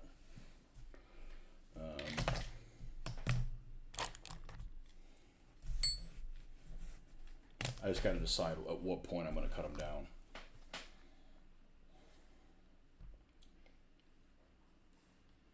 The problem is if I order more, I'm going to want to order the wrong length barrel and cut them at the same point, so they all look the same. Let's look at a Matilda 2 drawing. Okay, I want to look at it from above.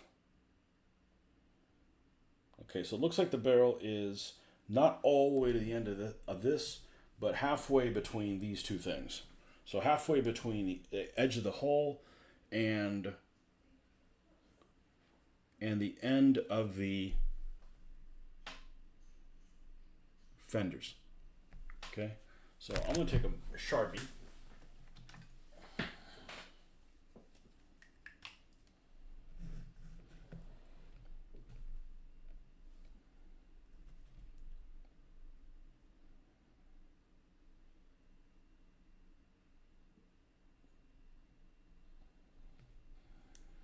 And that's where we're going to want to cut it.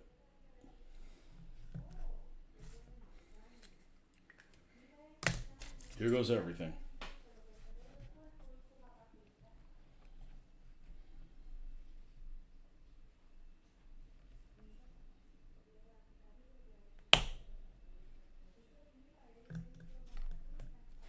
Okay. And then we'll drill the end of that out. And we'll do the same thing with the other one.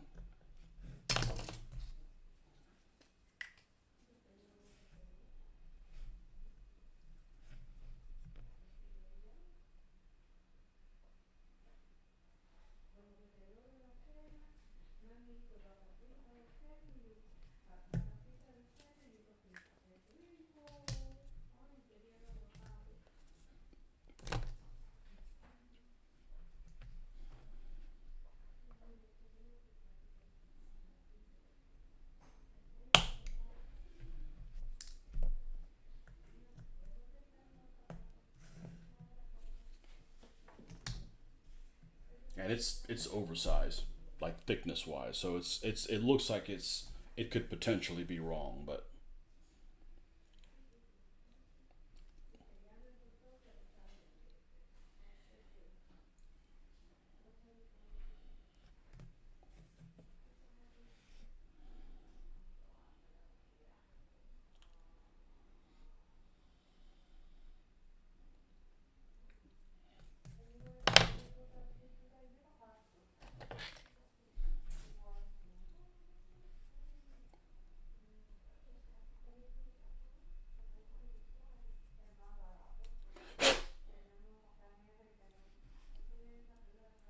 That's pretty much centered. We're probably going to go up one size.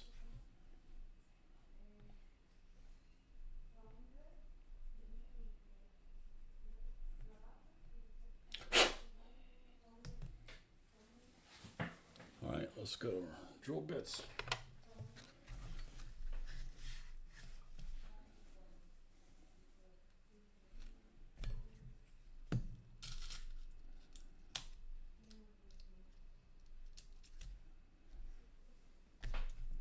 I think it's the same size. Let's go up. Make sure it's not too big. Nope, should be all right with this one.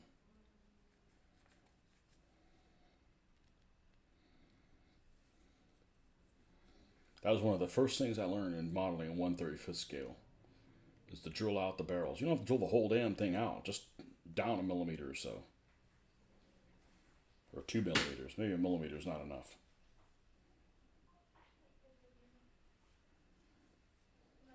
Just to give the appearance of depth.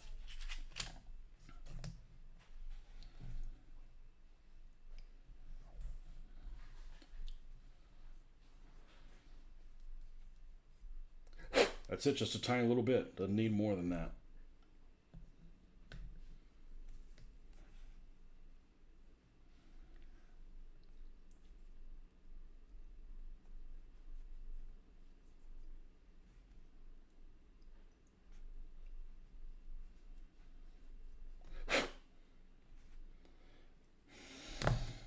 Okay, and here's the other Matilda. Now, this one needs to be open. I believe the Matilda hatch doesn't open past completely 90 degrees.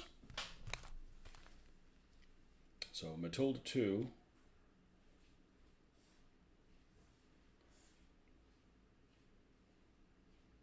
With Commander.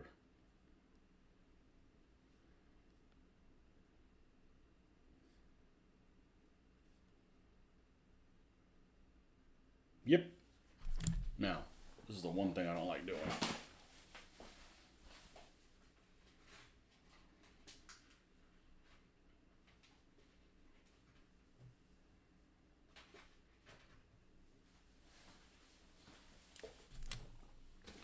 One of these two has a periscope. It's this one. And that faces to the front. So this is, we'll try it with super glue, but man, I'd be a lot more comfortable using this with epoxy. We're going to do it with epoxy. Just finished applying a little wash to the Grant. So now the waiting game begins for the dry. I hate that part. I paid the track and lower hull first before you assemble. Yeah.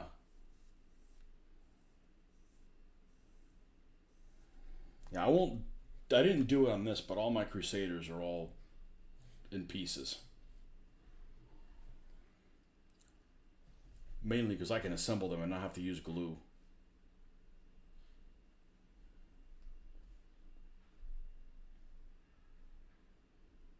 I don't know, let's try it. Let's try doing this.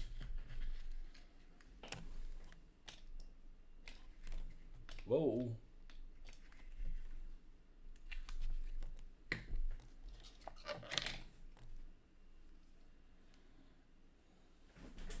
And you got a shitload of vehicles to prime.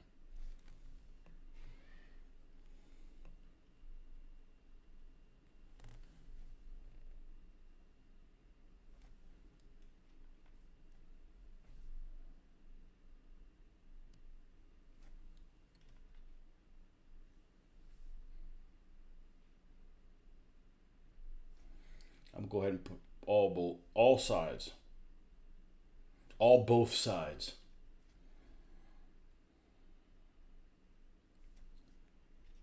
And now this one's gonna go on Gorgon, and I only have to repaint the turret. I don't have to repaint the whole damn thing.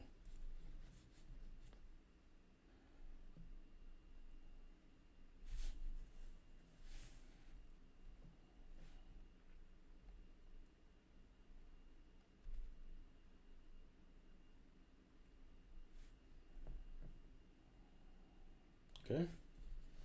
And then I touched it, didn't I? Oh, there's still enough glue there.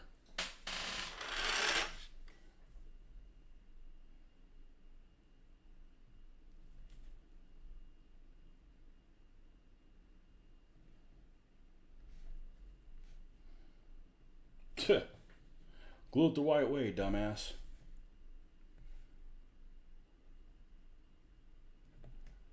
Let's make sure we use this.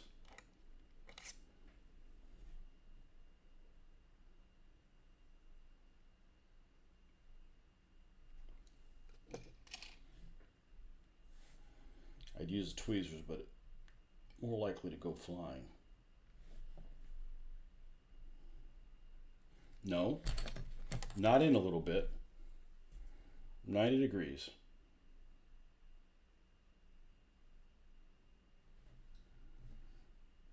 Now,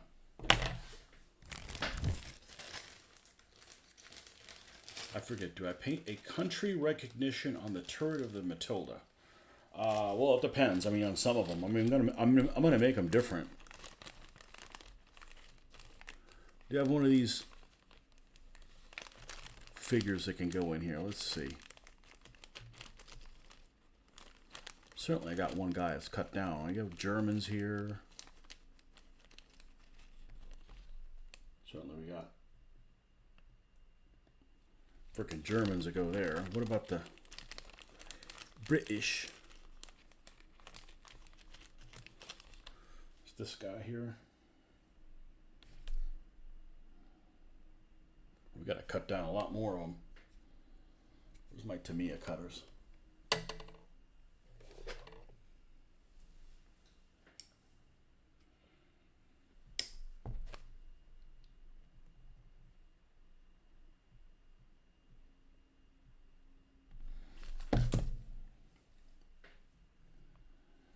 So, one of these Matildas is in light stone.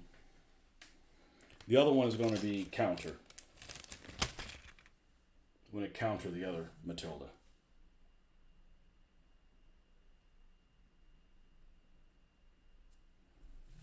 Just for variety. And the A10. Yeah, so we got two Panzer IIs. We got a 3G, a 3H, and I got two more of each of these coming. So there'll be a core of 6. They're going to be 2 different companies. Now, obviously, this will be a different company as well. This is going to have your lucky 4 on it. So if something happens to them, it's, you know, you warned me. And this is an A10 close support, so it's going to be some kind of headquarters unit.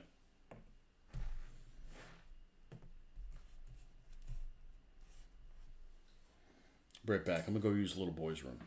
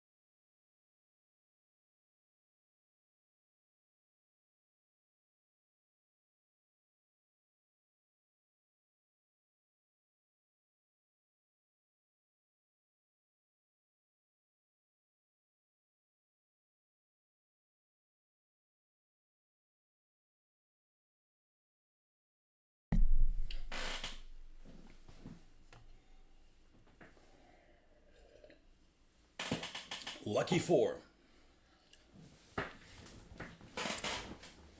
So let me do a screenshot of this and tell you what I have planned. Now see how I can do this because this is on my phone. So let's see if I can do this.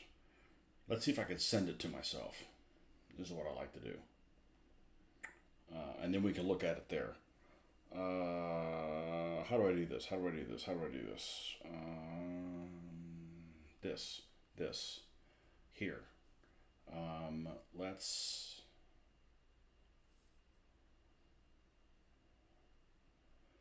go. All right, let's go to myself here. Okay. And we're going to attach. No. Let's go to, how do I do this?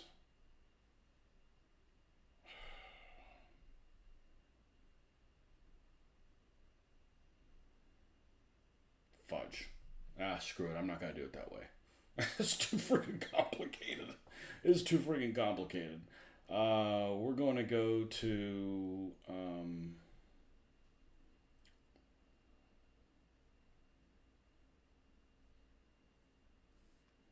this. Just once. Okay, so what I'm probably going to deal with is if I've got, this is what the makeup of. Why can't you read it? Good Lord. All right, this is not working. Okay, so let me try it a different way. Let me see if, no, not like that. How do I,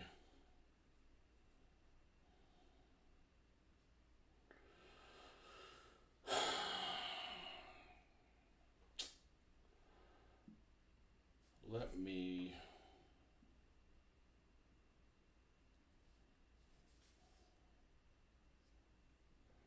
I should be able to do this, and I should be able to add. I don't want imagine. I don't want meta. I don't want location. Maybe I don't want that. No, I don't want that. I want to be able to add a file through there. I know you can do it.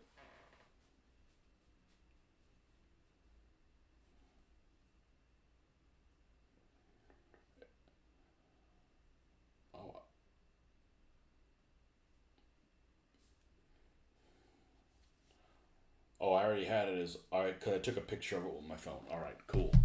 By the way, forgot to mention, PSC Honey's arrived. Won't be working on them until February, though, and I'm going to try to get 6 models using plastic card.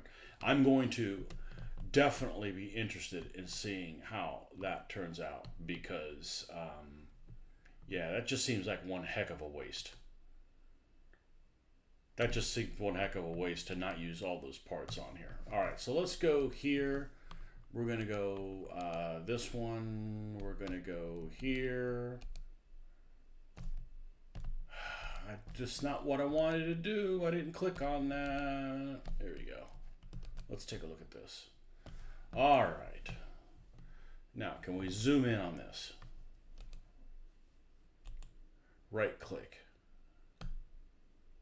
Open image in new tab. All right. Now we can get bigger. There we go. Okay. Hopefully you guys can see that. Hopefully you guys can see it. Hopefully you can see my cursor. Because pointing things out and not being able to see it would be really freaking annoying. So, I'll wait for you guys to catch up.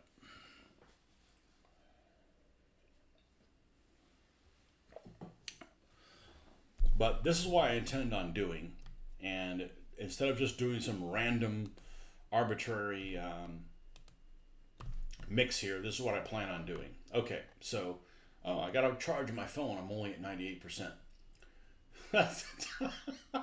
So let's just forget about the Panzer Battalion headquarters.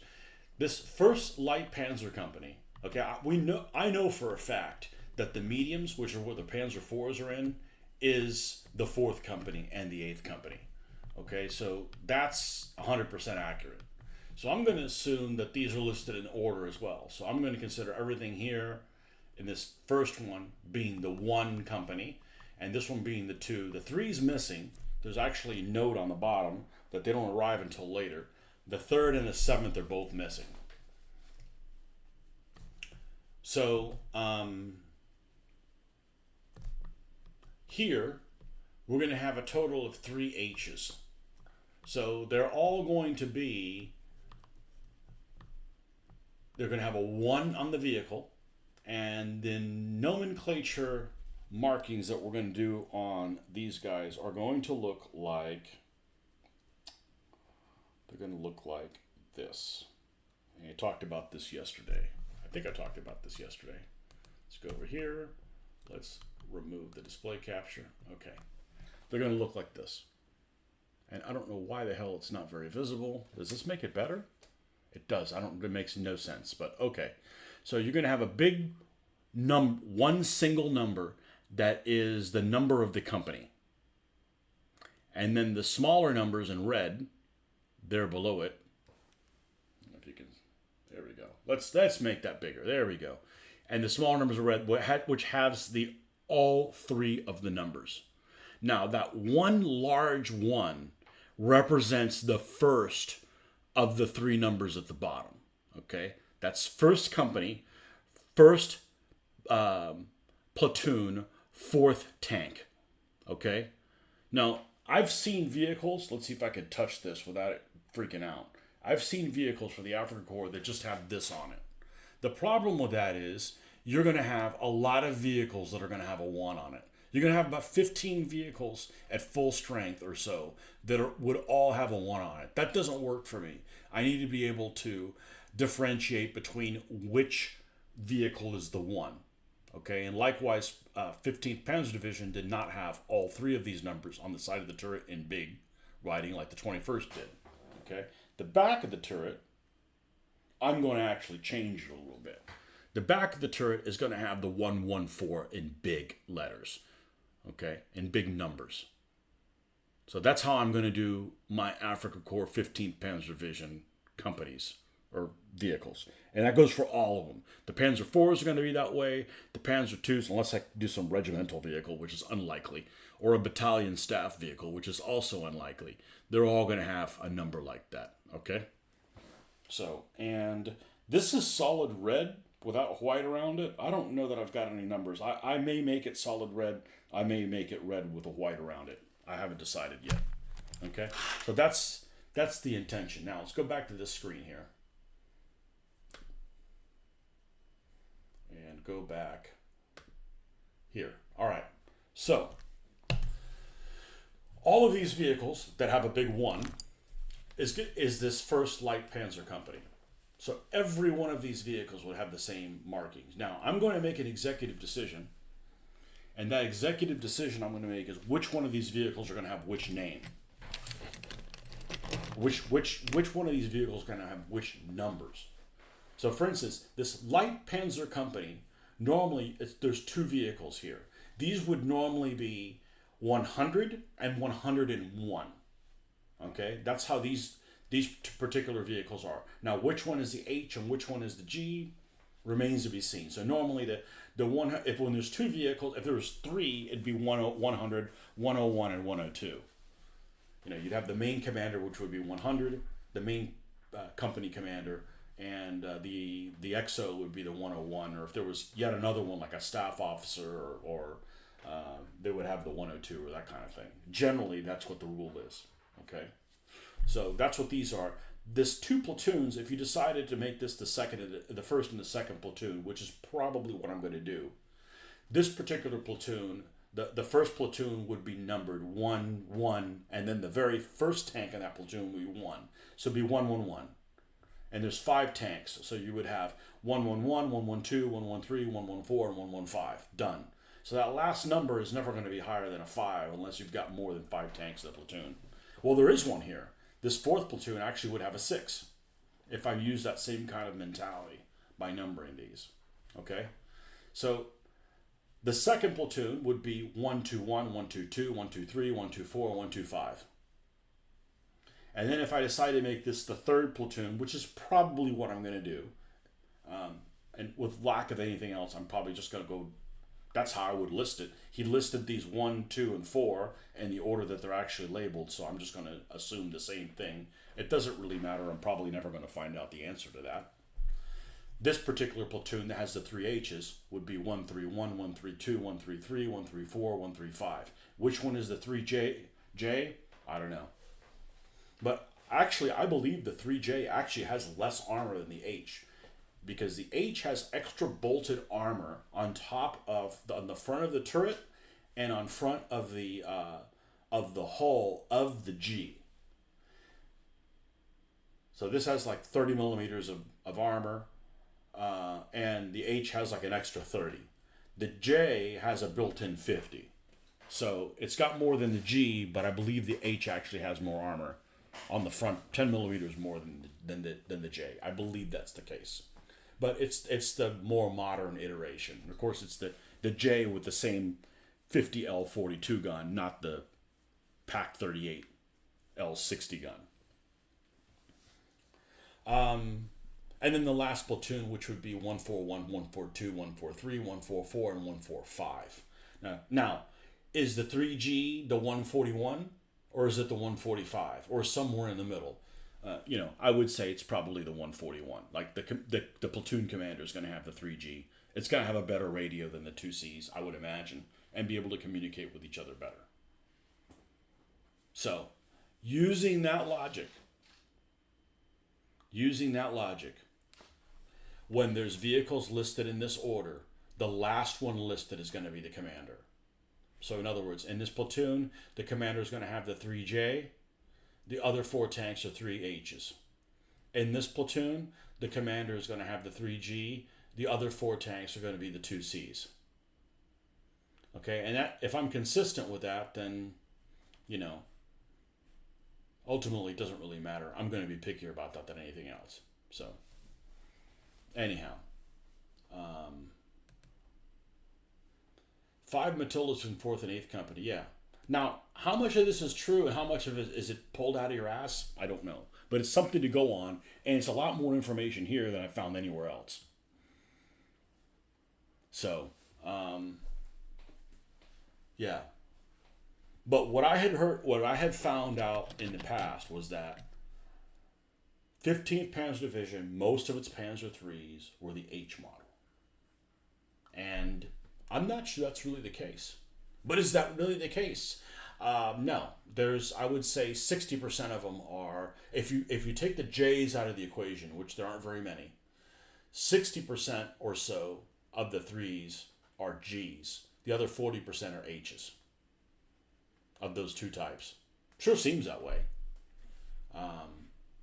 Anyways, it's pretty close to 50-50, so I'm going to have a 50-50 amount of them. That's just easy enough to do. And it looks like they're definitely a mix of 4Ds and 4Es. I just didn't get another Panzer IV at this point, but they'll be coming at some point. They're not in this scenario. I don't think any of the scenarios have more than one of them in there, so there was no reason to get that. I think that's a starting point for any of that stuff. Now, the interesting thing is the 2nd Panzer Battalion has a spare Panzer platoon. What those would be called is anybody's guess. So, anyhow, that's how I'm going to go about it. The Matildas will not be captured Matildas. These will be true British Matildas. So, anyhow, this is a lot more information than I would have anywhere else. So, it's a hell of a document.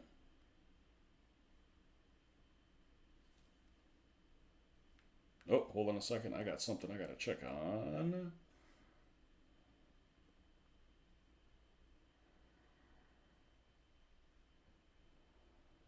Okay.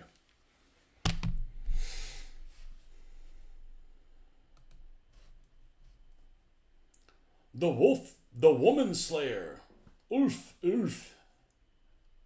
So, anyhow, that's the logic that we're going with doing these particular vehicles. And I believe these two vehicles, the 3Gs, this is the enhanced hull. Is this the G or the H? This is the G. It's the enhanced hull with the barrel without a dust cover on it. And I've got one more coming with the same barrel. I've got one with a dust cover, and I've got one more with an enhanced hull and one with a non-enhanced. Which I think what the thing is, it doesn't have like this hanging armor thing. And the same thing with the H. And both of them with the turrets closed. So the other 4 tanks coming, none of them will have the turrets open. You know, we don't need that many commanders popping their head out, you know. Like, you want to be a Nazi, go inside and do that. You know, you don't need to be spewing that propaganda out here.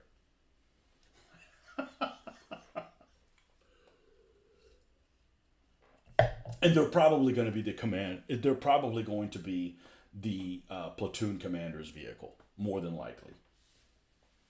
Or something like that. Anyways, that's the logic that I'm going to go about it. So, but the particular scenario that I have actually has, is it still after? Because that might make sense why I got what I got. It's an interesting scenario. It's on a 4x8 table, and it has a ridge. The ridge is kind of critical to the whole thing. The particular scenario is called, if I can find it here, Clash at Agadabia. So, even though it's not the 15th Panzer Division, we're doing them for Operation Crusader, but this might be a good scenario to like see how this game works with multiple vehicles. Okay, I'm going to move these inside so we don't have a disaster. We don't need those. And this particular one has a ridge here in the middle, a wash. Should be marsh. Why does it say a wash?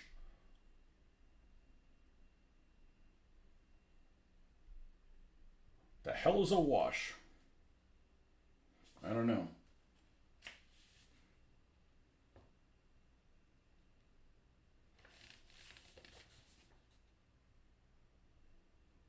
Anyhow, British basically set up on this part of the screen. This entire part of the board is there. So there's this ridge and there's a crest line through it, so you can't see across the whole thing. Germans come in on this side of the table. The Germans have 6 Panzer 3Gs. So regardless whether they're Gs or Hs, they'll just be Gs for this scenario. And 4 Panzer 2 Cs. So I've got 2. I'll just throw in two gray ones. F it. They're not going to last long on the board anyways. There's a special rule for that. And then they've got alternative stuff that they can have.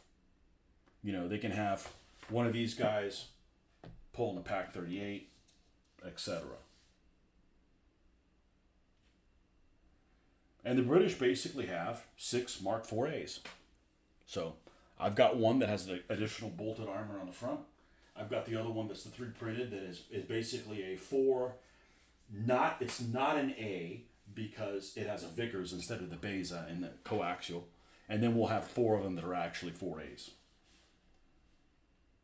That's basically the scenario. So I think it'd be pretty reasonable to have 6 tanks on one side. There's just tanks only. So what's special about this scenario? Well,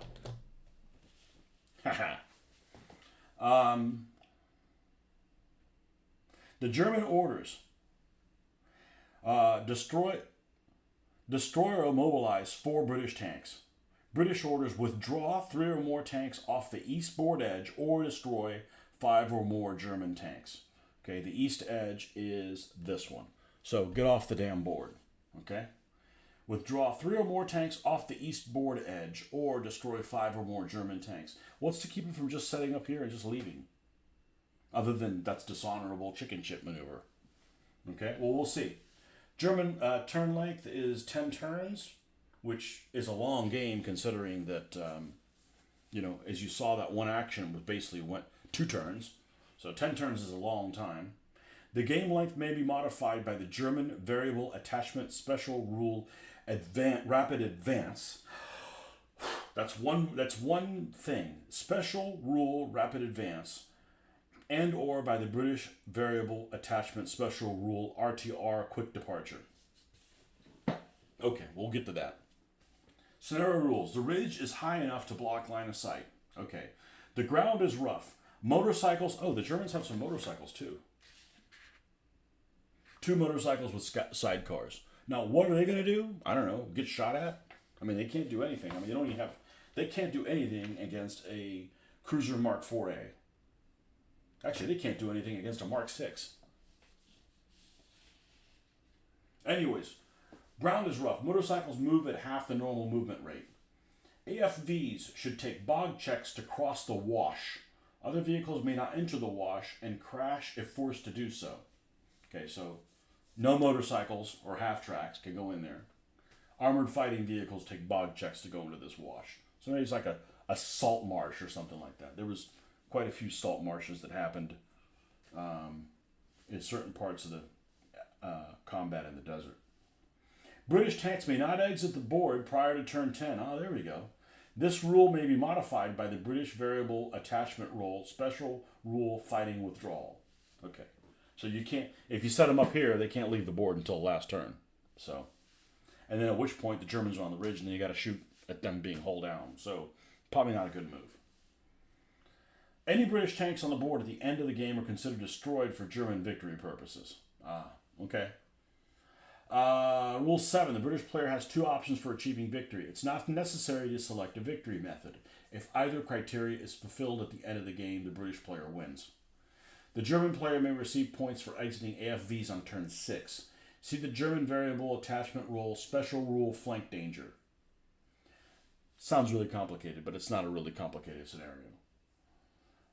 Number 9. It's possible both sides will achieve their victory conditions. If this occurs, the 5 points for victory are not awarded, and the scenario victory is determined by the regular scoring. Because this is part of like a little mini campaign.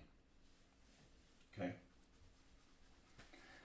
Scenario options. British mechanical breakdown. Many of the British tanks are in need of service. The British player rolls a d20 every time a tank moves. On a roll of 20, it's at half speed. Or, if you're using percentile dice, like I am, if you roll 0-1 through 0-5, that happens. Once a tank's at half speed, roll a d20 every time it moves. On a roll of 19 or 20, it's immobilized, and the crew must bail out. So the tracks are falling apart, which was a problem that the British had on a lot of their vehicles, was that the tracks were really thin, and the desert you think is sand, but it's mostly rock, and it was giving them hell. And it gave the German problems too with the tracks, but these British tanks have been in here a while. The Germans just arrived. German decisive victory. If the German player fulfills victory conditions and exits 4 or more tanks off the eastboard edge, the German player receives 5 additional victory points if you're playing it as a mini campaign. British decisive victory. If the British player exits 4 or more tanks off the eastboard edge, so if they withdraw and destroy 4 or more German tanks, the British player receives 4 additional attachment credits. Scenario notes. The British can start in good positions behind the ridge, but with the small size of their force, they can be quickly flanked in these forward positions. Unfortunately, if the British do not defend the ridge, the Germans may be able to move into hold-down positions and sweep the eastern end of the board. German motorcycles can perform a valuable role in scouting and also in forcing the British tankers to button up. Well, that's true. But if they advance without armor support, they will be tempting targets for British machine gun fire. Yeah.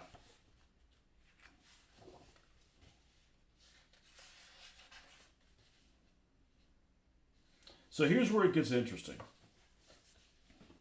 So the Germans have these forces that we talked about. 2 motorcycles with sidecars, 6 Panzer IIIs, 4 Panzer IIs. Pretty self-explanatory. However, they have a variable attachment. The variable attachment is a roll on a d20. So if you roll 1 through 8, rapid advance. On turn 8, the British player is informed that the scenario is extended by 1 turn. British tanks may not exit the board until the last turn. Like a surprise ending. This book is Skirmish Campaigns, North Africa 40-41, Italian Misadventure, and the Revival of the Deutsches Afrika Korps by Skirmish Campaigns. So that's if you roll 1 through 8. 9 through 15, they get a PaK 38, 50 millimeter anti-tank gun, which is would be the most powerful gun on the board, without a doubt. So they consider, a 5-man pack crew with one of these little half tracks towing. Okay? And they get an anti-tank position. The anti-tank gun must be set up on the ridge by the end of the game. So in other words, if they get that, they have to set up the anti-tank gun on this ridge by the end of the game. Failure to set it up results in the deduction of 3 German victory points. This deduction is made prior to calculating victory or defeat for the scenario. Flank danger. This is where it's interesting. On turn 6, the Panzer IIs must exit the north board edge and are out of the game. Okay? So the Panzer IIs, if you roll flank danger, on turn 6, the 4 Panzer IIs have to exit this side of the board. Okay, they come in there, they got to exit this way. The danger flank.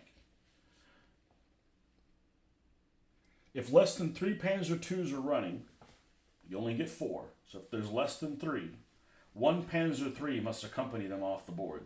The German player receives 2 victory points for each tank that exits on turn 6.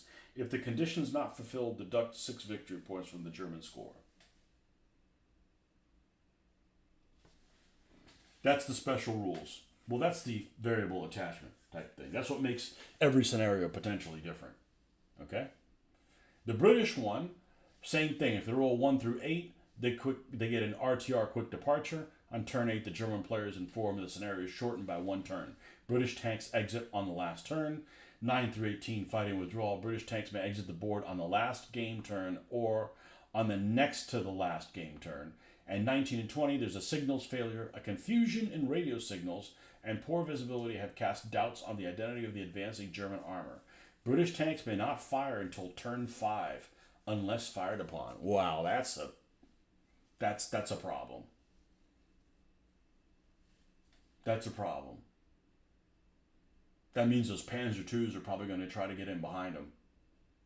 And then they go, what are these guys doing behind us? Oh, they're not friendly. Anyhow, it's a cool scenario. And remember, this is on a 4x8 board, and this is 200 meters. The level of crunch puts ASL to shame with minis too. It is. It is. It's definitely crunchier than ASL. I don't think ASL is too crunchy. The thing I think ASL is a great system, and I've played it a lot. Not compared to DBA, but I've played it a lot. I played probably 100 games of ASL. Of course, it was 15, 20 years ago. But the problem with ASL that I would have with it now is there's too many phases where one side's doing something and the other people are like brewing tea. Like there's nothing for one side to do. Like, oh, it's the prep fire phase. Great. Well, I'm going to go make coffee. Let me know when my turn's up, kind of stuff. So it creates gamer apathy. Like, it doesn't create involvement with both people. Then you're like, okay, you're done with the prep fire phase? Cool. Now can I do something? No. Now you got to wait for me to move. It's like, it's too structured. Okay? The system that was the game that was the rip, I call it the rip-off of ASL. And I can never remember what the bloody thing is called. I have it here on my computer. Lock and Load. Lock and Load is ASL, but with you get a bound and I get a bound kind of thing. And you can move or you can shoot with it or whatever. You alternate. So I like that better. And it's not a 2d6. Are we frozen? Did we freeze? Okay, it's not a 2d6 system. So a 2d6 system is you got that bell curve. You got most things that are going to be 7s and then 6 and 8s. And, and I don't really like the bell curve system. I don't like 2d6 systems. I prefer other things. And Lock and Load just uses a 1d6. You compare numbers, kind of like DBA, and both sides roll a die. So it has that mechanic in it. So everybody's more involved in it. But with that said, I don't necessarily have a problem with ASL. I played it a lot, and yeah, it's got more crunch than ASL. I don't know why anybody would play a game with vehicles that had less detail than ASL did. In a tactical type game, like, ASL would be like my minimum level of World War II vehicle interest. If it's got less detail than that, I'm like, it's just not for me, you know.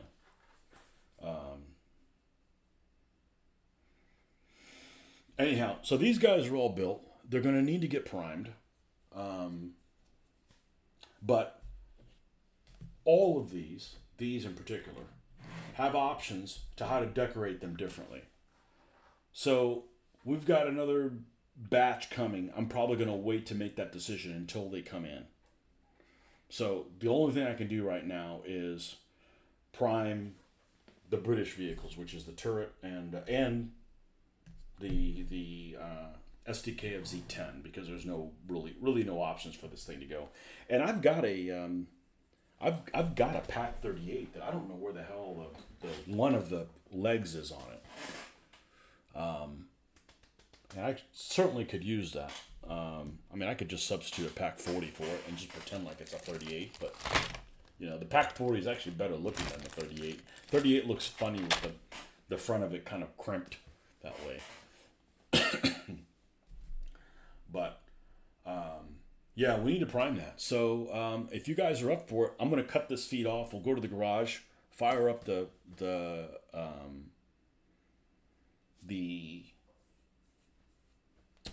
air gun. No, the spray gun, and prime these things that I can prime, because I'm at a standstill. So we'll see you guys in a little bit.